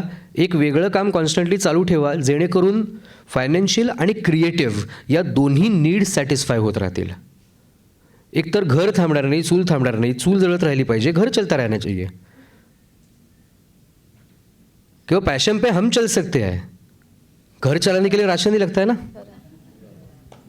तो पहला राशन का तो देखना पडेगा कुछ ना कुछ करके. त्यासाठी एखादं डायव्हर्सिफाईड काम. आता मला पहिल्यापासून आवड होती रायटिंगची त्यामुळे मी रायटिंग करत होतो कॉन्स्टंटली. पण मी लिहितोय माझ्याबरोबर जे गप्पा मारत बसलेले मित्र असायचे सेटवरती आहे तर मी देव्यानी लिहायचो त्यावेळेला देव्यानीमध्ये कामसुद्धा करायचो किंवा एकीकडे देव्यानी लिहितो दुसरीकडे सुवासिनीमध्ये ॲक्टर म्हणून काम करतो आहे असं जेव्हा चालू असायचं त्या सेटवरती बसून मी इथले सीन लिहित असायचो. त्यावेळेला माझ्या आजूबाजूला जे मित्रमंडळी बसलेले असायचे ते कधी कधी सजेशन्स द्यायचे मला. मग त्या सजेशन्समधून मी कधी कधी त्यांना सांगितलं की अरे एक छोटंसं ना एक कॉपी रायटिंगचं काम आलं आहे, मला आता सीन लिहित बसलो आहे मी, तर तेवढंशी एक कॉपी लिहून दे ना पटकन. मग त्यांनी इंटरेस्ट घेऊन ती लिहून दिली. मग नंतर जेव्हा त्यांना कामामध्ये गॅप पडली त्यावेळेला त्यांनी मला कॉन्टॅक्ट केला की अरे सध्या काही दुसरं काम नाही आहे तर तुझ्याकडे कॉपी रायटिंगचं जर कॉन्स्टंट असेल तर सांग आम्ही करू. आज असा मी बार्टर सिस्टीममध्ये भरपूर कामं करतो आहे. जुळून येते रेशीम गाठी हा शो मी ज्यावेळेला 2015 साली घेतला आणि तो 2017 साली संपला. त्याच्यानंतर कोडमंत्र चालू होतं. त्याच्यानंतर मला स्लिप डिस्क झाला होता जबरदस्त. हे कुणालाच गोष्ट माहिती नाही आहे. म्हणजे प्रयोग थांबल्यानंतर एका आठवड्यात मला स्लिप डिस्क झाला आणि माझी सिच्युएशन अशी होती की मी 15 मिनटं सलग उभा राहू शकत नव्हतो. त्यावेळेला खूप मोठ्या मोठ्या ऑपॉर्च्युनिटीज आलेल्या होत्या मला. कारण आधीचे दोन्ही प्रोजेक्ट इतके छान हिट झाले होते की खूप मोठ्या मोठ्या ऑपॉर्च्युनिटीज आलेल्या होत्या मला. पण एक्झॅक्ट ज्या वेळेला मी टेक ऑफ घ्यायचा होता त्यावेळेलाच माझं इंजिन बिघडलेलं होतं. त्यामुळे मला शांतपणे बसून पुढचं 1-1.5 वर्ष फक्त स्वतःच्या तब्येतीवर लक्ष देण्याशिवाय पर्याय नव्हता. त्या परिस्थितीतून मी बाहेर पडून पुन्हा कामाला सुरुवात करेपर्यंत लॉकडाऊन आला. सगळं जगच बंद पडलं. सगळ्यांचेच वांदे झाले. पण एक गंमत म्हणून तुम्हाला सांगतो ज्यावेळेला मी 2020च्या सुरुवातीला म्हणजे 2019 संपेपर्यंत मला डॉक्टरने क्लीन चिट दिली माझ्या फिजिओथेरपिस्टनं की आता तू परत ॲक्टिंगसाठी काम करायला मोकळा आहेस, फिट आहेस, आता फक्त जे काही पथ्य पाणी सांगितलं तेवढं सांभाळून करायला सुरुवात कर. तेव्हा मला प्रचंड टेन्शन होतं, प्रचंड डिप्रेशन होतं. कारण त्या 2 वर्षात माझ्या बरोबरीची जी मंडळी होती ती 2 वर्ष पुढे निघून गेली होती. मी 2 वर्ष मागे राहिलो होतो आणि प्रचंड टेन्शन होतं मला. कारण खूप गोष्टी त्या दरम्यान घडलेल्या होत्या. एकतर तब्येतीच्या याच्यामुळे एक वेगळा कॉन्फिडन्स असतो जो कॉन्स्टंट 10 वर्ष सतत रोज 12-12, 15-15 तास काम करणारा माणूस, त्याला ठपकन घरी बसावं लागतं 2 वर्ष सलग. तो कॉन्फिडन्स सायकोलॉजिकली सुद्धा खूप जास्त डॅमेज झालेला होता. माझं मला फिजिक चेंज झालेलं कळत होतं, माझ्या चेहऱ्यामध्ये झालेले बदल कळत होते. एक्झॅक्ट त्याच दरम्यान मी 30चा एक थ्रेशोल्ड क्रॉस केलेला होता. त्यामुळे मला दिसायला लागलेलं होतं की चला आता आपल्याला मित्राच्या रोलकडून ना मामाच्या किंवा काकाच्या रोलकडे जायची वेळ आलेली आहे. आपल्याला ते रिॲलिटी चेकमध्ये राहून ते ॲक्सेप्ट करावे लागतील. पण ते ॲक्सेप्ट करण्याची ताकद तेव्हा नव्हती इमोशनली. त्याच्यामध्ये खूप जास्त मेहनत करावी लागत होती स्वतःला समजावताना. लकीली अजून तशी काही वेळ आलेली नाही, म्हणजे तसं काही रोलच आलं नाही आत्तापर्यंत माझ्याकडे. पण आताही ते प्रिपरेशन ठेवावं लागतं. आणि हे करत असताना एवढ्या जास्त स्ट्रेसमध्ये असताना ज्यावेळेला मला हे कळलं की अब तो पुरी दुनिया बंद पड गई आहे, आता सगळ्यांची शून्यापासून सुरुवात आहे, त्यावेळेला खूप मोठा निश्वास टाकला. म्हटलं चला हौश, आता सगळे न्यूट्रलला आलो आहे, आता मी सगळ्यांसोबत शून्यातून सुरुवात करणार. सो असं मला का वाटलं मला माहीत नाही. पण त्यावेळेला असं वाटलं की आता जेव्हा पुन्हा लॉकडाऊननंतर जग सुरू होईल त्यावेळेला सगळ्यांना इक्वल स्ट्रगल करायला लागणार आहे, मी एकटा नसणार आहे. आणि हा किती निगेटिव्ह दिलासा आहे बघा, पण त्याच्यात मला पॉझिटिव्हिटी मिळाली. सो अशा छोट्या छोट्या गोष्टी आहेत. प्रत्येकाचा प्रवास वेगळा वेगळा असतो. एक तर कलाकार म्हणून काम करताना एक लक्षात ठेवा, आज तुम्ही प्रसिद्धीच्या शिखरावरती आहात, उद्या तुम्हाला कोणीही विचारणार नाही. आपण पैलवानांसारखे होत. आज तुम्ही हिंद केसरी जिंकाल, ती गदा घेऊन त्या मैदानात नाचवाल, उद्या तुमचाच मित्र तुमचीच पाठ मातीत लोळवणार आहे, तुम्हाला आसमान दाखवणार आहे. त्यामुळं कधीच आपण एकाच जागी टिकणार आहोत असं नाही आहे. बरं, कलाकार म्हटल्यानंतर आपण इमोशनली डिस्टर्ब्ड असतोच आतून, त्याशिवाय कलाकार होऊच शकत नाही. थंड डोक्याचा, शांत डोक्याचा, सॉर्टेड माणूस कलाकार असूच शकत नाही. एक खूप सुंदर वाक्य वाचलं होतं मध्यंतरी, art is the thing which suits the disturbed and disturbs the settled. जे सेटल्ड आहेत त्यांना जे डिस्टर्ब करतं ती कला आहे, आणि जे डिस्टर्ब्ड आहेत त्यांना जे शांत करतं ती कला आहे. आपण दुसऱ्या कॅटेगरीत येतो, आपण डिस्टर्ब्डच आहोत. सो ही इमोशनल अपडाऊन्स आपल्याला होत राहणार आहेत. आपल्याला आजूबाजूच्या लोकांबद्दल, आपल्या बरोबरीच्या लोकांबद्दल जेलेसी वाटणार आहे. बेसिक ह्युमन इमोशन्स आहेत त्या, पण त्याच्यावरती मात करता यायला पाहिजे. 2009 साली जेव्हा मी कॉलेजमधून पासआउट झालो आणि माझी पहिली सिरियल सुरू झाली त्यावेळेला माझ्या बॅचमधल्या कित्येक मित्रमैत्रिणींनी कॉल करून मला विचारलं होतं की तू सिरियल करतोयस खरंच? जो माणूस तोंड वर करून म्हणायचा की मला ॲक्टिंग नाही करायची, आता का सिरियल करतोयस रे तू, आता कसा तुला सिरियल चान्स मिळाला सिरियल घ्यायला गेलास? प्रत्येकाला अपडाऊन्स येत राहणार आहेत. हर एक का टाईम आहे का? या सगळ्या काळादरम्यान सगळ्यात महत्त्वाचे माझ्या मते असतात ते म्हणजे आपली फॅमिली. आपण आधी जर त्यांना प्रूव्ह केलेलं असेल की मी प्रामाणिकपणे काम करतोय आणि चांगले रिझल्ट्स डिलिव्हर करतोय, तर ते स्वतःहून स्ट्रगलच्या काळामध्ये आपल्याला सपोर्ट करतील. जो इमोशनल सपोर्ट आपल्याला लागतो तो. सेम गोष्ट मित्रमंडळींची. आपण सक्सेसफुल असताना आपण जर त्यांना मदत करत असू तर आपण अनसक्सेसफुल असताना किंवा आपला ड्राय पॅच चालू असताना तेही आपल्याला मदत करणार आहेत. एकमेकांचा हात धरूनच पुढे जायचं. We are social animals. आपण कोणीच जगात असा नाही की जो एकट्यानं मोठा झाला आहे, कोणीही नाही आहे. आज नवाजुद्दीन सिद्दीकीला सुद्धा नवाजुद्दीन सिद्दीकी होण्यासाठी अनुराग कश्यपची गरज पडली, आणि अनुराग कश्यपचा वाईट काळ चालू असताना आज नवाज त्याच्यासोबत उभा असतो. नाहीतर मग दोघंही वेगळ्या वेगळ्या वाट्याने जातील आणि दोघांना एकमेकांबद्दल रिस्पेक्ट नाही राहणार. सो अशा गोष्टी आपल्या प्रत्येकाच्या आयुष्यात येणार आहेत. Struggle is a part and parcel of life. तो कधीच सुटणार नाही आहे. उलट दिवसागणिक तो वाढत जाणार आहे. तुम्ही जितकं चांगलं काम कराल तितकं प्रेशर वाढणार आहे, तितक्या लोकांच्या अपेक्षा वाढणार आहेत. हे लोक बोलवून सांगणार आहेत तुम्हाला उद्या की बघा तिकडे ते काम बघितलं तर त्याच्या जोरावर आम्ही तुम्हाला इथे कास्ट करतोय. It's your responsibility to prove yourself. So ते प्रेशर आपल्यावरती राहणारच आहे. ते टॅकल करायलाच शिकलं पाहिजे आणि ते टॅकल करण्याचा सगळ्यात उत्तम मार्ग म्हणजे रियाज. आपण आपला रोजचा रियाज जर चालू ठेवला तर आपल्याला कॉन्फिडन्स राहतो की कुठल्याही प्रकारचं चॅलेंज समोर येऊ देत ॲटलिस्ट मी फेस तरी करू शकतो. फेस करायची भीती नाही वाटणार. आणि एकदा सामोरं जाण्याची भीती सुटली की त्याच्यावर मात आपोआप निमित्तीकडे झालेली असते. मग तुम्ही डॉक्टर्स बघा, लॉयर्स बघा. आपण म्हणताना म्हणतो की त्या डॉक्टरची 50 वर्षाची प्रॅक्टिस आहे, तो लॉयर इतकी वर्ष प्रॅक्टिस करतो आहे. जर एवढे जास्त शिकले सरावलेले लोकसुद्धा स्वतःच्या प्रॅक्टिसला प्रॅक्टिस म्हणतात, आपण रियाज का नाही करत? 2 प्रोजेक्टच्या मध्ये आपण काय करतो? झोपा काढतो, इकडे तिकडे फिरतो, फोटो काढून घेतो, व्लॉग्स पाठवतो.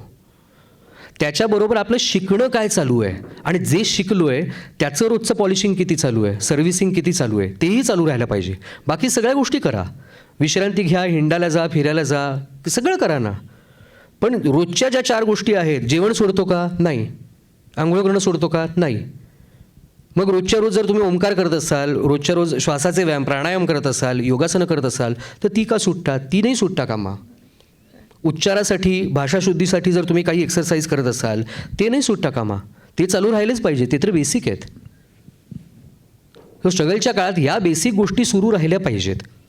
मग जेव्हा पुढच्या वेळेला एखादी नवीन अपॉर्च्युनिटी येते, वेगळी अपॉर्च्युनिटी येते, त्यासाठी आपण प्रिपेअर्ड असतो. आणि प्रिपेअर्ड असताना चांगली ऑडिशन दिल्यानंतर आपल्याला लगेच काम मिळणार आहे पुढे. सो पहिली गोष्ट, इंटरनल कॉन्फ्लिक्टसाठी तयार राहायचं, स्वतःला शिस्तीत ठेवून, स्वतःचं डिसिप्लिन सांभाळून. आणि एक्सटर्नल कॉन्फ्लिक्टसाठी शिस्तीत राहायचं, ते पहिल्यापासूनच सगळ्यांनाच एकमेकांना सांभाळून घेत राहायचं. तर तुमच्या पण पडत्या काळात इतर लोक तुम्हाला आधार देणार आहेत. क्या बात आहे सर. खूप मजा आली ह्या गप्पांमधून आणि अनेक गोष्टी आम्हाला शिकायला मिळाल्या. तुम्ही इथे तुमचा वेळ काढून इथे आल्याबद्दल थँक्यू सो मच.